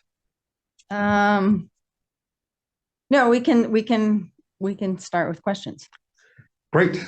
Then rather than a question, I will just point out that the board had received lots and lots of concern from the residents in this area of town for the past few years about speed and volume and types of traffic that were flowing through it. And I'm very appreciative of the Transportation Safety Group for having done studies and looking for paths forward to try to alleviate a very difficult situation. So I am very supportive of this moving forward as a trial mechanism for us to understand whether or not these speed bumps will affect the kind of change that is necessary, that this area of town really is very dangerous for the residents living in the immediate vicinity of Walnut Street. So colleagues, you've heard my... Can I add to that quickly? Yeah. Yeah, I think it's important for everybody to understand that it's a trial, because this is essentially putting something in the road that impedes traffic. And things that impede traffic also will affect our public safety response time. So the chiefs have concerns about it. So I think the idea that this is a trial, we'll see how it affects operations and public safety, and see what the neighbors think of it as well. Thank you. Colleagues, Mr. Sandin. So I too fully support this pilot or trial of testing this out. So I really appreciate you bringing this forward. What I'm wondering is about sort of definitions of what's a speed hump, and I'm wondering if we write this in such a way that we're limiting ourselves or sort of giving ourselves maximum flexibility to be successful with this. So I look in a number of other communities, they have speed humps. Speed bumps are sort of small, speed humps are a little bit longer. And then there's these things that you see that look like they're crossing a whole crosswalk or something. They're called speed tables. I'm just hoping that whatever we're doing here gives us enough flexibility to experiment with the full range of traffic calming measures. And is that something that you're anticipating? I think so. Although speed bumps are out because the speeds are too high on the street. So, but people call, these speed humps, they could be up to 7 feet wide. People call them pillows and cushions. And so I was using the humps as a generic, general term. Okay. Yes. As long as you feel you have free range to experiment over a wide range, that sounds like a wonderful plan to me. The only other question I have is the town staff considering other kinds of traffic calming infrastructures beyond speed humps? Not at this, for Walnut, not at this moment. This is sort of what we see as the next step. Other traffic calming would be lateral, like chicanes, lateral traffic deflections. And that has more concerns with the speeds and the volume on the roads, and that would definitely impact public safety response time. So I think speed humps is a good iterative step. Right. This is a difficult area with a narrow roadway and a slope. Yes. So yes. a chicane would be challenging. Right. Right. Ms. Barry and then Mr. Lucente after. So just kind of a quick question. And I'm very familiar with Walnut Street, and I think it's a great place to start this pilot. But I'm curious if you've developed actual rubrics or policies as to how you determine where the next trial might be. Because I think as people hear, okay, they're going to actually try this, then everyone's going to be like, I want my street to be next. That's part of what we want to end up with, is sort of a rubric of a decision tree to help decide if we want to do more streets or not. Because I mean, that's kind of to help, because we are a little concerned about the slope of Walnut and whether speed humps are appropriate. And it is a cut-through street, and where that traffic likely might be pushed somewhere else. So that'll be another kind of criteria that we need to decide. So part of this pilot is to kind of figure out how we'd make further decisions. I just don't want people to think suddenly that it's like, if we get everyone on the street to send in a letter once a week or something, like it becomes a popularity contest. I will say we were cutting through one of our adjoining towns this morning, Mr. Lucente and I, and they actually have permanent installed speed bumps. Yeah, those are a little tighter. I think I know what you're talking about. Yeah. It was an interesting conversation in the car. Yeah. Right. And I just want to point out that should this trial be positive, that it is an effective solution, the intent is to move to permanent installations, but not knowing this portable temporary installation will give us that feedback as to, was this a useful path, right, without having made a permanent change to the roadway. Right. Mr. Lucente. Ms. Berry asked the same question I was going to ask about the rubric, but my second question was, it may sound a little silly, but this $101,000 expenditure, are the items that we're getting for that money, is that reusable? It's not cheap, that's for sure. The items that we're getting, the speed humps are rubber. We can take them up and put them down. But that is really only about 24,000 of the 101. Okay. The 101 includes pre and post traffic studies that I think we do more carefully. So if we decide to move forward with this program in 3 years' time, I don't anticipate we do such detailed traffic studies. And it also includes money to hire a contractor to install the rubber humps, because that's the other piece is they come in each hump has potential of 90 kind of attachments to the road. And so it's a full day's work. So it includes money to hire someone to do that.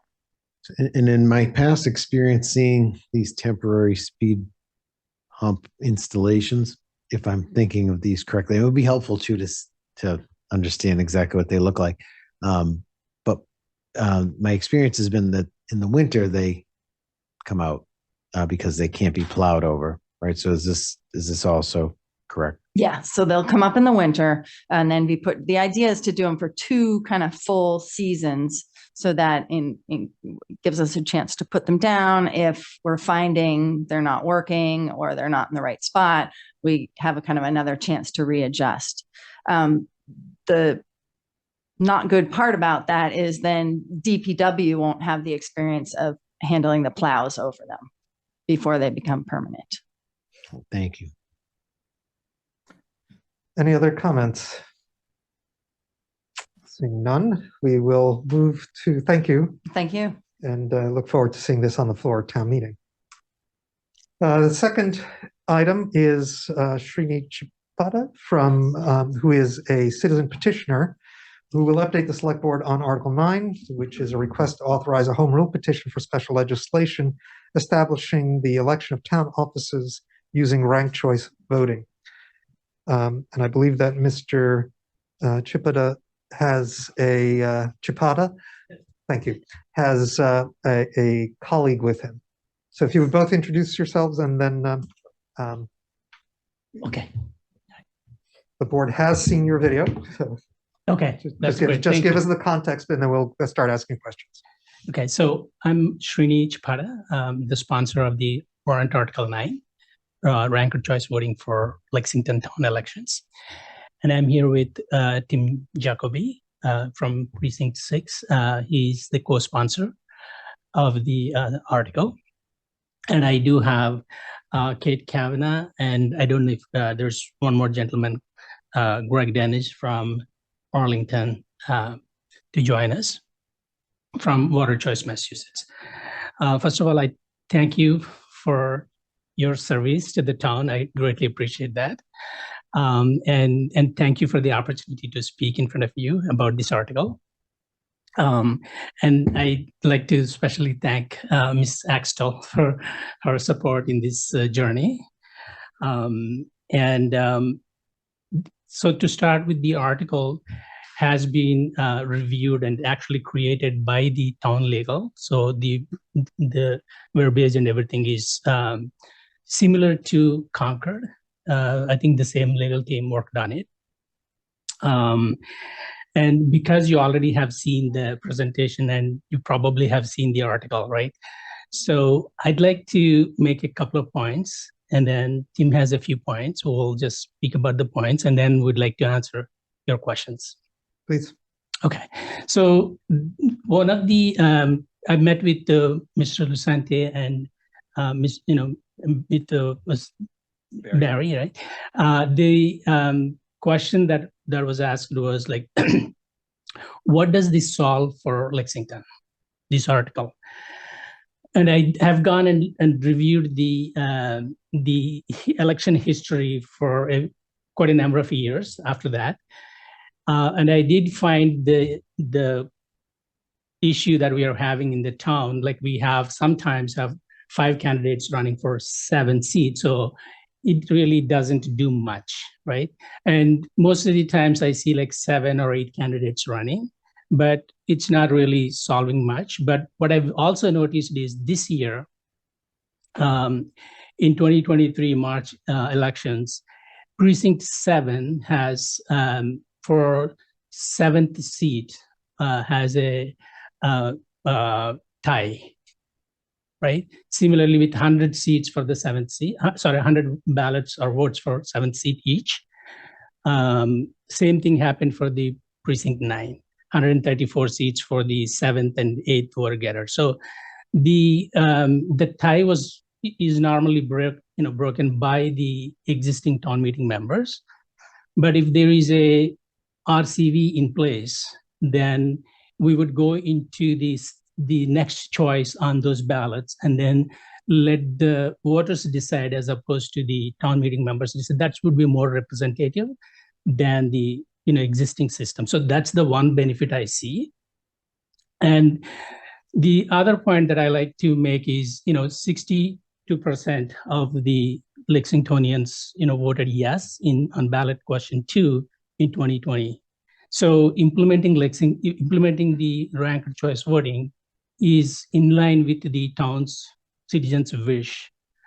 And the other point I like to make is both Concord and Arlington, our neighbors, they have passed ranked choice voting for their town elections. And Concord and Lexington are the cradle of American democracy. So Concord has put their foot forward, and it is only fitting that we, as Lexington, put our foot forward. And then this will subsequently, will help, bring the ranked choice voting at the state level for the state and federal elections. And also it will educate more people, get them ready for the future. With that, I will pass on to Tim. Sure. Yeah. Thank you very much. Make sure your microphone's on. There you go. There we go. Perfect. Thank you. And I appreciate the sound. I've really bad hearing, and it's great to have all your voices heard when I was sitting back there. But thank you for that. And Srini and I raised our hands when we got an email from the state saying, you know, you want to help with the next effort? And we said, yes. Do you want to help locally? We said, yes. And that's what got us both involved. And then we met first time just a few weeks ago to try to put this together. So we are a little under the gun, I will say. But my point is, you know, as it relates to Lexington, the history has shown that more candidates are inclined to run when there is ranked choice voting. So if Doug wants to run against, Mr. Licente wants to run against Mr. Sandine, and they happen to be friends, and the possibility is that only one of them could win under a plurality method, they would both be able to win and let the voters choose which of the two they would prefer. And one of them running would not lessen the likelihood of the other one winning that election. To me, that's one of the biggest selling points of RCV. And I think that would apply to our town, especially where Srini was talking about, you know, the most recent election where there were 8 candidates for 7 positions and it was decided by a tie and a random approach or whatever the historical approach has been. Is how it was resolved. So that to me is one of the biggest comments. Hang on a second here. Also, diversity of candidates have been improved as a result of ranked choice voting. So yeah, and you know, the divisiveness and this vote splitting are less identified. You know, they're less applicable. And also you get more people to the polls if you have more people running, because more people know them.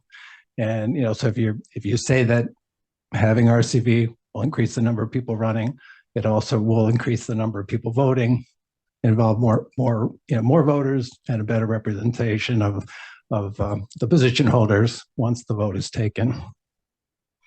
I mean, those are our comments. I don't know if Srini has anything more before we ask you to comment and question. I know we've spoken with a couple of you directly and heard from you. We appreciate that time you spent on that. So I think it's being thrown back to us. So colleagues, questions and comments. Ms. Hay. So thank you both for bringing this to us. And thank you very much for the candy example, because I was very hungry this afternoon when I was watching your video. I enjoyed that immensely. You'll notice we brought a bag of candy with me tonight for that reason. But I guess, and I'm with you almost to the very, very end. I have one place where I got a little stuck, and that is when you use the example, I think it was on, hold on, maybe it was slide 4, I think maybe. But when you get to maybe I may have the number wrong. When you get to the excess ballot question. Correct. So yes. it was the second snack election scenario 2, whichever slide that is. Yes. So you say, you know, somebody gets to the, I think it was the M&Ms got to 38 and they only needed 34. So you're going to pick 4 that you're going to reallocate.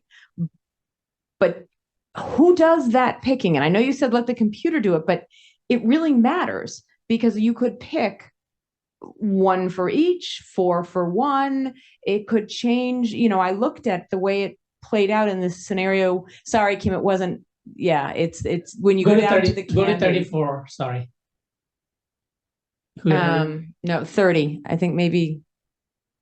Yeah, I think it's slide 30. Yeah, a little I bit think. more. Yeah, sorry. One more. Yeah. There you go. Yeah. So in this example, you take and you give, you know, 2 to the Reese's, 1 to the Kit Kat, 1 to the Hershey. And I think when you get all the way to the end, the Hershey ends up winning. But if you had changed the calculus, the Reese's, and they all went to Reese's, Reese's would have won. So you actually can really impact this simply by how you pick that excess. So that's the part with which I'm uncomfortable. You had me until you got to redistributing from the winner. Good point. So I don't know who you're controlling, but if you can go back by 1 more. So in this case, I took the last 4 casted, and then 2 of them go to Kit Kat, and 1 of them go to Reese's, and 1 of them go to the Hershey's. But that's not fair, because I'm picking randomly like 4. I can pick the first 4, or I can pick 1 for each 10 of them, right? So that is not fair. So, but what we know is it is approximately 10% more number of votes than needed to win. That much we know. So what happens is if you take 1/10, a fraction of each vote that is casted of all the from each of the 38 votes. Take a 1/10 fraction of that vote and look at who is the second choice on that ballot and give that 1/10 of each vote to that second choice. I'm not sure I'm following you. So let me try my way. Srini and I differ in terms of how you explain this, because it is probably the most challenging part of this. And essentially, if there's the 38 votes, right? So you have 4 left over that you're going to allocate, and how do you do that? If, say, 20 of the 38 people in their second choice voted for Reese's, you'd take 20 divided by 38 and get a fraction. That number times 4, the remaining votes that need to be cast, would go to that second place winner. So basically, the voters have chosen to reallocate, their second vote to another candidate. So it's proportional. It's You're saying it's proportional to the, okay. Precisely. So that way, That I can live with. That is really fair, yes. And it's important to note that it's all of the ballots will factor into the count. Right. It's not, you're not picking 4. choosing. It's Yeah, just, that was where I was very uncomfortable. So understanding that and I think I would recommend that perhaps you have a little bit more of that language explaining, as opposed to just the graphics. And even within the video, that was not clear. I replayed that section of the video like 4 times trying to figure out what you were saying, and I wasn't following it. We were given like a time of less than 10 no, I minutes get with that. it. I get that, but I think that's an important piece for people to understand, that it's a proportional of all of the ballots, because otherwise it feels like you're just picking 4 out of a hat to reallocate. Okay. Thank you. Valid point. So Thank much. you for that. right, I'd say I had to go and read the motion several times to Okay. be clear what it was that it was doing, because that presentation did not capture it. Ms. Barry, then Mr. So Sandy. just to follow up on his question. So when you say picking, are we talking about there is a human picking, or are we talking about this is all going to be done by a computer? By the computer. And there's never going to be a need for a human to get involved to double check, triple check, something like that? The software does all that. If there is a question, like, whether it is done and somebody needs to really want to go and validate that, there's a ballot that you can do the math by hand, and then you can test it if you want. But this is all, there's no human involvement required here. It would probably be done similar to how a plurality vote is handled today. In other words, if someone challenges the vote, there's a way to go back and ensure that the vote process has been handled effectively. Okay. And then it's just a different system. That's my second question. Go ahead. Then my second question has to do with write-ins. How do unanticipated write-ins work? Like this past year, we had very late in the game write-in for planning board. Otherwise, that seat was going to be uncontested. So how would something like that work? So the write-in, the ballot would look like, if you have like a 10 candidates running, right? You would have a 10 by 10, and then at the bottom of the 10, you have 10 candidates as you have now. And then at the bottom, you can write in, and then you can select your first, the candidate who is writing his name. Typically, he puts his name as the first choice, and then he would go on selecting the other choices. So that's, I don't know if that's answering the. So then that must add some work somewhere along the line, because that's not already programmed into the computer, correct? I have not seen the software myself, but I think I would assume that somebody has to key in the name of that write-in candidate and the position. It's like 11th or 12th or 15th, whatever is the position. Then there has to be some manual intervention to tie that line to that candidate. Okay. Right. Then my other question is, do we have a sense of what the typical turnaround is to get results if you have, for instance, a contested select board race or a contested school committee race? Because we typically vote on a Monday, school committee meets on Tuesday. We sometimes don't meet till Wednesday that week, but if we have a contested race, or if we're changing 2 seats, and there could be 5 people running for 2 new seats, would we know by Wednesday who's sitting in those 2 seats? Because at that point, we're in a time crunch getting ready with budget for town meeting.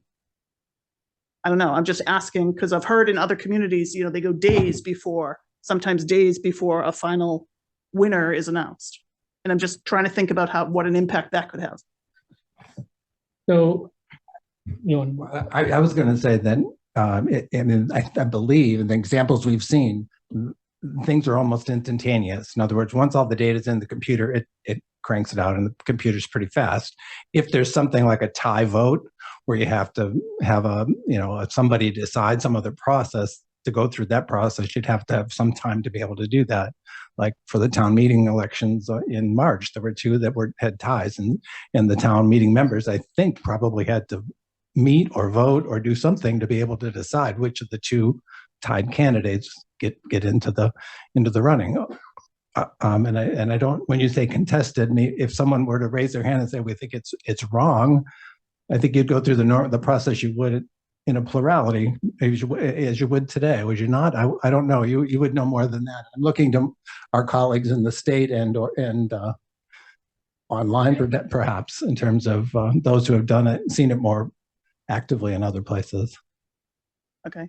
And then my last question, and this isn't a good question to ask, but what happens to someone, if they're on the ballot, they're fully intending to run, and then circumstances prevent them from running? Then how does that? So Ms. Barry, you're talking about somebody who is withdrawing, but they're on the ballot. Yeah. Or they're, they die or something. I mean, they're unable to serve. It would probably be like, and others correct me if I'm wrong, it would probably be like when you go down to the bottom candidate and you say the moment the fewest votes, they're out, and you reallocate their votes. You'd probably do the same thing with that candidate. You'd go to who if people voted for that person first, you'd go to their second vote and say, where do you put that second vote? It would go with the other candidate. And then just one final question.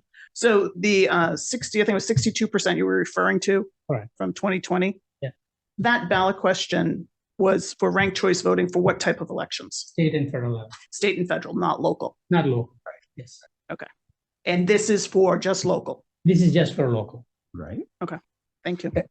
And just to go back to your other point, I think that if you had a candidate who pulled themselves out and you had a single vote, single person, single vote, the people that voted for that person would be out of luck, would not have their vote counted anywhere. But if you have ranked choice voting, they have choices to go to other places, and therefore it would improve democracy, in my opinion, and have a more representative candidate elected and have those people not just lose their vote. Mr. Santo, you're next. Mrs. Sandine, that's right. So thank you for bringing this forward. I agree with your summation of the benefits for local elections, that it increases the number of women and people of color who are running and winning elections, local elections. And that it seems to, most studies show, increase local voter turnout. These are both things that we have goals of as the select board. What I am reflecting on as I'm hearing the presentation and the questions and reading the town meeting members association list is, and you mentioned earlier in your presentation that there's only a limited amount of time. My perspective is that when you're presenting to town meeting, we should focus just on the local aspects of this. And I think we have a limited amount of time to get across a complicated subject, and we need to make it as clear as possible what we're talking about. So my recommendation would be we talk about Lexington in the presentation. Yeah, thank you for that. We'll take that under advisement. Mr. Lucente. So I want to thank you both. We had a great discussion on Friday. It was really helpful. And, I spent a lot of time over the weekend reflecting on this and thinking through this. I'm in the category right now where I have more concerns than I want to have at this point in the process. And, some of those concerns I'll just address for the board so everyone, knows where my head is at. But I think for Lexington, right, and that's my main concern here is Lexington's, what Lexington's getting out of this, right? I think this is an extremely complex topic, right? We've all sort of acknowledged the complexity here. And I'm not sure it's necessary complexity for Lexington, for what we would gain out of going into some of this. Most of our races revolve around multi-seat races. So most of them it's 2 select board members up or 2 school committee members up or 7 candidates for a town meeting seat, that further complicates this. I was supportive of this concept at a state and federal level because, if you're picking the governor, you're picking the president, I can see the benefit of that. When you get to these multi-seat races, it almost becomes like a jockeying game. And as I research this more, there's been in Lexington, on average from my math, folks will pick about 4.5 town meeting members when they do selections. Lots of blanks. So we're trying to talk about the voters having the power and the options. People aren't actually using that option and power right now because they're sort of saying, I'm only going to pick a handful of folks. I think that same behavior may happen with this ranked choice voting, but it ends up actually creating, to me, a strange outcome where, oh, gee, I didn't know it was going to be this close. So now I don't get sort of to participate in the redistribution of votes because I didn't pick, more candidates than was initially subscribed. So I have some issues with that. One of the things we talked about on our meeting Friday was when I first ran for town meeting in 1997. I was just a baby, but I think it was about 14 candidates for 7 seats. So that ballot, if you'd say, okay, what would this ballot look like? It would be 14 by 14. I can't even imagine sort of visually what that would look like for voters to pick. And again, I'm trying to think, what are we gaining from this particular system versus here's the list of 14 and pick the 7 you want? It does add a lot of complexity for the voters. And I'm not saying our voters aren't smart, but they're limited in the amount of time they have to, go and vote and participate. So I'm a little concerned about the ballot length. I share Ms. Barry's sort of questions and concerns on write-in candidates. Because if someone does write in a candidate, there isn't, I would assume, a new column for ranking the other candidates that you would have. So if there's 2 folks up for, well, let's say there's 3 people running and a 4th write-in candidate, I would assume the ballot would be you have 3 candidates, choose 1, 2, and 3. We're not going to leave extra spots for now ranking that 4th candidate that you've written in. So that's another, quandary in my head. The studies I looked at as far as diversity of candidate pools, the study I read, I'm happy to share it with you. It was from 2023, it was published, and it showed that while there is an increase in diversity, it's a temporary increase. And after the first 1 or 2 election cycles, it actually just goes back to the way things were. So you're not really getting that diverse candidate pool. And then in some cities like San Francisco, one study I read, it actually led to lower voter turnout. So I want to make sure these claims, where it is new, I think we have to be careful in what claims we make, that it's going to be more diverse and more people are going to turn out. I am not necessarily sold on that outcome. And I do understand hey, if we do this here in Lexington, it'll encourage people to do it in, at the state and federal level.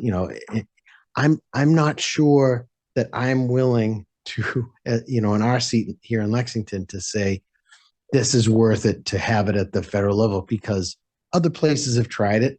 I think it's confusing. I'm not sure it's going to get us the desired result of making, pushing it up. And as I mentioned to both of you last week, is when we sort of act locally with the environment, right? We say we change how we heat our homes or anything like that. We're actually making a difference in the world, right? This is a hope that will make a difference later on, possibly maybe at a federal or state level, because maybe other people will sign on to it. But we're not actually doing anything beyond adding complexity to our existing system, which I think works pretty good to okay. So again, I'm being very cautious again. I do want to thank you both though for the time and energy into this. I think right now I have more concerns than not. So thank you for that. So I understand how the ballot might look like. If you have an additional candidate, you can write in, and then what happens, like in terms of the number of choices, do we leave additional room? I'm sure there are elections that have figured it out and have been implementing it. I can get you some information on that, how that works. But what I've not understood is, like, if the voters coming in a precinct and voting for 4.5 candidates, I think RCV is going to make it better. I'm not following how it is making it complex. Do you mind sharing a little bit more on that? My point of the 4.5 was that people are not using their I know full ballots right now. But I think the complexity is now you've added, it's not just one column and I pick 1, 2, 3, 4, 5, 6, 7. Now I'm going out to, it's going to be, maybe I'm the only one. I feel like it will be dizzying to try to rank 14 boxes on 14. I have it on the phone, unfortunately. I don't have it on. Which make it hard to read. Yeah, I think it's going to be hard to do that. Okay. And I think what you should be taking from this is the kind of questions that will come up at town meeting that you should be prepared to respond to, rather than looking at this as the opportunity to convince any individual. No, I'm trying to understand how the complexity is, because I'm thinking that if voter is coming in and voting for 4 or 5 candidates, now if he knows that it doesn't hurt his first choice or second choice, he's more likely to go and vote the 5th, 6th, 7th candidate. So it's makes it easy for the voter as opposed to make it complex, is what I'm thinking. So I'm just trying to, if I'm missing a point, I'm trying to understand. Right. I think there are a couple of questions that will come forward. There are the bullet voting technique, which to some extent is which Mr. Lucenti is alluding to, where the voter chooses not to execute their entire franchise. They aren't voting for all of the spots because they're concerned that they want these 4 to get in, and they're afraid if they give votes to anybody else, it may disadvantage their 4. They can still do that. There isn't as much of a motive, a usefulness in doing it, but a voter that decides there are only 4 people in the race that I know anything about, and I'm not going to give a vote to anybody else because I don't know how to compare them. They still have that ability. Well, they do. I mean, they only issue 4 of their votes, and then they stop contributing to the decision making, which is what they're doing today. Mr. Malloy. I have a question, more practical administrative type question, and that's whether our current voting machines would operate with ranked choice voting, if our current software does, and whether or not any cost analysis has been done on what the cost would be to replace those, as well as any staffing increases we would need to implement in order to implement ranked choice voting. So we have Dominion machines, and the hardware already support the ranked choice voting. It needs a software package that costs an initial investment of $12,500, and then subsequent initial investment of like $13,700, and then subsequently every year $1,200. Mr. Malloy, microphone. And then any staffing? I asked that question to town clerk, and she said she doesn't see that additional cost, but she's not 100% sure. And I see our state person back there shaking her head and saying, the experience has been that you don't add bodies because it's all automated. But Ms. Hay. Just another sort of practical question, which is the visual I got in my head when Mr. Lucente was talking about the 14 by 14. I'm either going to need a microscope at every voting booth, or we're going to have a problem with paper that doesn't fit in the machines. What has been the experience with that, where we have, these, and we often do have, well, we used to often have large numbers of people running in precincts?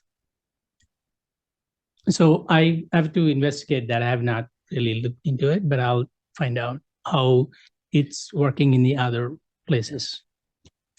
And remember, there's going to be at least a year and a half, if not 2 years, to modify any ballots, systems, education. Really, I agree with you 100%. This is going to take some education.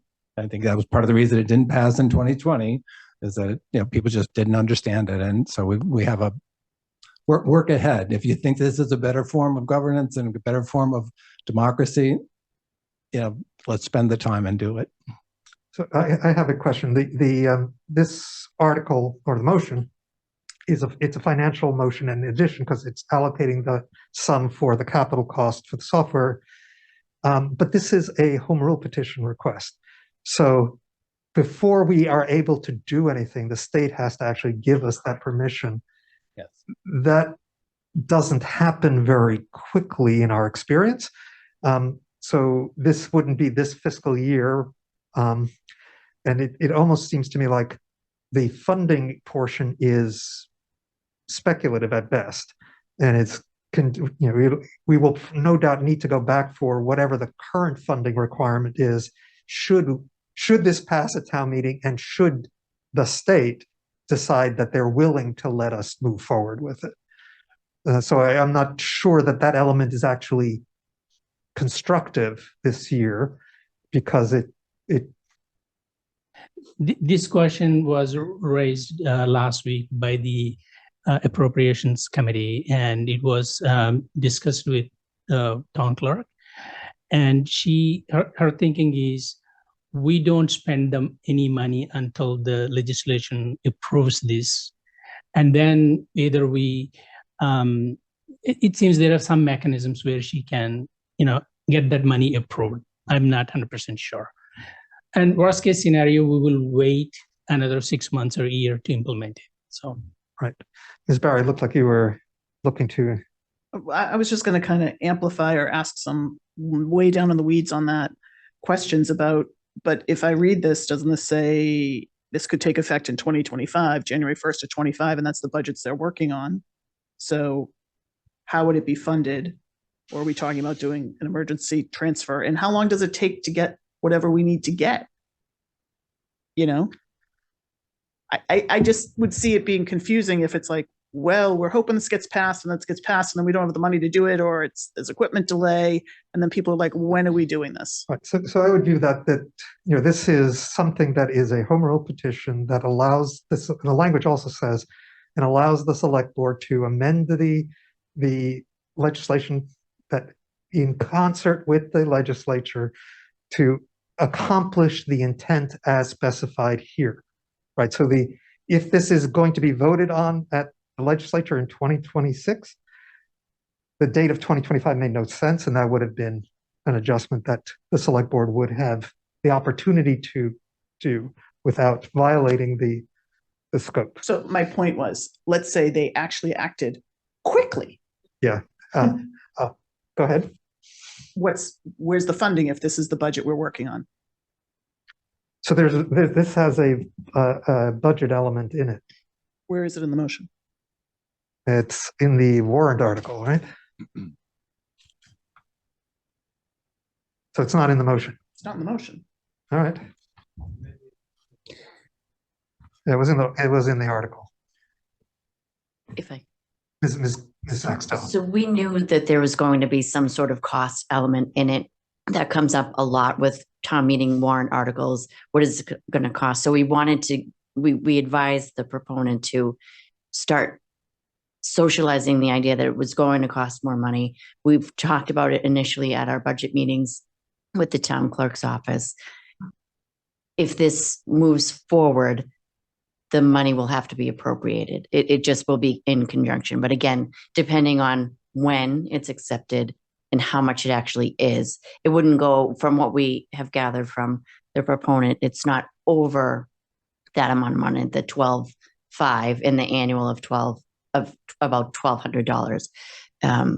But again, depending on when it's approved, when and if it's approved is when we will have to look at funding it. But yes, we have talked about it in our budget meetings with the town clerk's office because it would come out of her budget.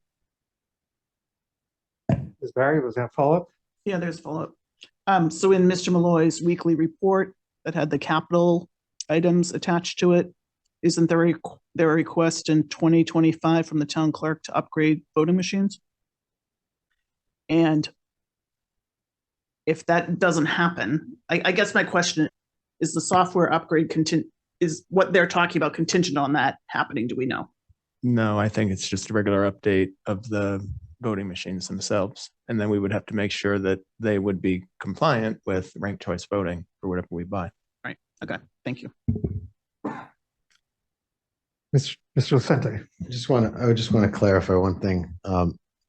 After you brought it up, Mr. Pato, about today, if I have 4 candidates on a 7-seat option race, let's say there's 10 people running on it, these are the 4 I want. Those 4 are equally voted on by me right now. If I want them all equally, that I can go 1, 2, 3, 4. With the ranked choice voting for a multi-seat election like that, I now have to force my hand to say, ugh, they're not all equal. I need to say, this is my favorite and this is my least favorite of the 4. So it to me, that's creating a different, and I'm not sure a better experience for folks as well. This is some of the confusion, I think, that people are going in with the mindset of, I want 1, 2, 3, 4. And now they have to go, oh, geez, I didn't know I'd have to pick this person over this person. Again, education may help with that. I think, again, I want to re-express, I think this has a lot of value at these higher level races. For Lexington, it just feels like a misfit for these reasons I've stated. Thank you. Thank you, Mr. Lucente. So I want to bring this to a close because I think we've explored, and I will point out that there is the TMMA, the Town Meeting Members Association, is going to be holding a session on this item because this is a complicated, it's a change. And it's a change that people aren't used to, and that always introduces some degree of concern. I will say personally that I agree with Mr. Lucente at the level of, I think this is truly really important for national elections, statewide elections, a high impact and polarized, the opportunity for more polarized elections. But I see the value here as well. I think that, so personally, I hope that we are able to articulate this in a way that is clear and understandable to town meeting members, that it does reflect what I believe the majority of the town was looking for in elections in general, and that it gives us a vehicle for determining it in practice with low stakes. It isn't always the case that I think it's a good idea to experiment, but here is one where I think the downside is the risks associated with it are significantly lower than the opportunity to learn. And in truth, I think there are times when there will be contested elections where the voters' ability to express their rank choice will generate a more satisfying election. But it will remain to be seen whether or not town meeting agrees and whether or not you are able to present this clearly enough for everyone to evaluate. I want to thank you for your efforts. I want to thank you for having reached out to organizations. I see that Ms. Copey is here from the League of Women Voters, who have taken both a national and state position on this, as well as a town position to endorse and support. And with that, I think we'll move to our next item, which is Mr. Malloy. Thank you very much. Thank you. Mr. Malloy, you are going to update us on Article 10, the Hayden easement. Yes, I have a very complex and lengthy PowerPoint on this. As the board is aware, the town has, it's really one trail, but it has 2 access points off Worthern Road, and it widens around on the Hayden property and leads, so from, really it's a connection point between the high school and Lincoln Fields. And it's been there for a long time. And this past year, the board of directors of Hayden raised the issue of liability, and they had a concern. And so we spoke to them, and initially we looked at putting together a license agreement to deal with the situation during this past summer, and that we would then put this on the fall town meeting to get a permanent easement granted to the town from Hayden. Based on the amount of time it took for their attorneys to review the license agreement, I finally decided that it was better just to have town council turn the license agreement into a easement document, which is now being reviewed by their attorneys. And so it's really to do two things: protect Hayden and provide the town a permanent easement across the property so that we have a permanent right of access between the high school and Lincoln Fields. Thank you, Mr. Malloy, for that concise description. Colleagues, any questions? If we had a consent agenda, I would vote for this being on it. So how's the response? So far, it's just been a little slow from their attorney. And so we're waiting to get comments back from their attorney. Any other questions? Seeing none, we will proceed to the last item, which is the assignments of article presenters. I sent this out through staff, assigning you each to one of the items. Anybody have a change they would like to request? Mr. Lucente? I don't have a change. I just want to point out to my colleagues that there's a chance I will be remote on the first night of town meeting on the 7th. I have not having an idea of how many nights we're going or which night the articles are going on. I may need someone to back me up or fill in if I'm going to try to attend, but it might be, well, I won't be driving. I may be flying. So at the time. Right. Thank you, Mr. Lucente. And I'm sure the board will find a way of carrying on for you, and while we will miss your presence. Sorry. Okay, thank you. So we will go with this, and if we need to make an adjustment on the floor, night of the floor, we will do so. At this point, we've only heard 3 of the items. Does anybody want to take positions, or shall we absorb a little bit and then at our next meeting go ahead and start taking positions? So I was just going to ask if we could just go through the articles and see where they are. If staff knows if there are any that maybe are just going to get IP'd at this point, or are these all definitely coming? Ms. Axtell? Yes, we have Article 2, prior unpaid bills is going to be IP'd, and authorize, wait a minute, let me just make sure, capital. Okay, just Article 5, capital improvement will be. Article 5 is IP'd? Okay. And then there's other motions on here, but that one will be IP'd. Thank you. Mr. Sandin? Do we have any suggestions for what might be on consent? There is no consent at the fall special town meeting. That was my reference earlier. So, sorry, go ahead. Ms. Hay? I was just going to say, Ms. Axtell, can you just tell us what other articles are already scheduled to come in and when, so that we'll be hearing them? Yes, I have it right here. October 23rd, we have Article 6 opioid settlement. Their Article 7 is all the resale fees and rental monitoring fees is on the 20. These are all on the 23rd. Article 11 and 12, which are planning board. Article 11 is the associate member, and Article 12 is the owner petition at 2013-2027 Mass Ave. And the ones, Article 11 and 12, the planning board hearings are 2 days prior. So we'll just be getting information at the last minute for those 2. Thank you, Ms. Axtell. And I'm going to take a step back and say, we've actually heard 3 articles today. I think 2 of them may conceivably be reasonable for us to take a position tonight, if you're willing. Yeah. All right, so let me ask for Article 8, which is the speed hump pilot program. And I'll go down the table. Ms. Hay? Yes. Ms. Barry? Yes. I'm a yes. Mr. Lucente? Yes. Mr. Sandin? So it's a unanimous, all in favor for Article 10. Mr. Malloy presented on the Hayden easement. We'll start with Mr. Sandin. That's a yes. Mr. Lucente? Yes. That's a yes, and I'm a yes. Ms. Barry? Yes. And Ms. Hay? Yes. So that's unanimous. So on Article 9, I'm willing to say I am a wait. Fine. I assumed we were all weights at the moment on I'm Article. Is anybody ready to take a position on Article 9 for the ranked choice voting? I'll wait.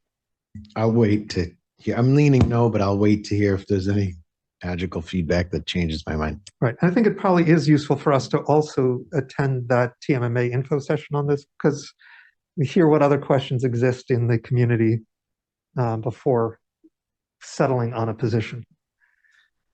All right. Mr. Sandin?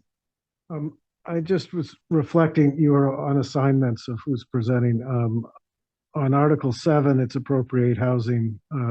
That's that's appropriate to the Affordable Housing Trust. I don't know if that means maybe that's one that I might want to do. I don't know if you think that's appropriate or not. So I essentially flipped the coin between you and Ms. Hay, both being housing interest, and as you were a member of the committee, I chose Ms. Hay. But it's really, there is no conflict of interest, but I did go that way for that reason. Ms. Barry, microphone? Yeah. Okay. Just for consistency, and maybe it's my OCD, so are we all officially weights on Article 9? So Ms. Katzenbach can put Mr. Lucente. Does anybody want anything other than a weight on Article 9? Mr. Sandin? I'm in support. All right, so Mr. Sandin's a yes, and I'm meeting with the proponents during my office hours this week, so I'll wait until I have that presentation. Ms. Barry, you're a wait. Yep. I'm a wait. Mr. Lucente's a wait. Okay. That was a little more formal. Thank you. All right, that concludes this item. Unless any member of the board have any other questions? Good. Let's come to the end of our session, and I will, before we adjourn, I'll point out that our next regularly scheduled meeting of the Select Board will be Monday, October 23rd at 6:30 p.m. In addition, the board will hold a special remote meeting this Wednesday, October 18th at 4:30 p.m. to consider a request for use of the Battle Green for a community gathering in Vigil for Israel. And lastly, there will be a summit meeting of the Select Board School Committee, Appropriation Committee, and Capital Expenditures Committee on Wednesday, October 18th at 7 p.m. via hybrid participation. The in-person portion of that will be in Estabrook Hall. With those concluding remarks, I move that we adjourn. Is there a second? Second. All in favor? Say aye. Aye. Any opposed? There are none. It is unanimous 5-0. We are adjourned. Thank you all.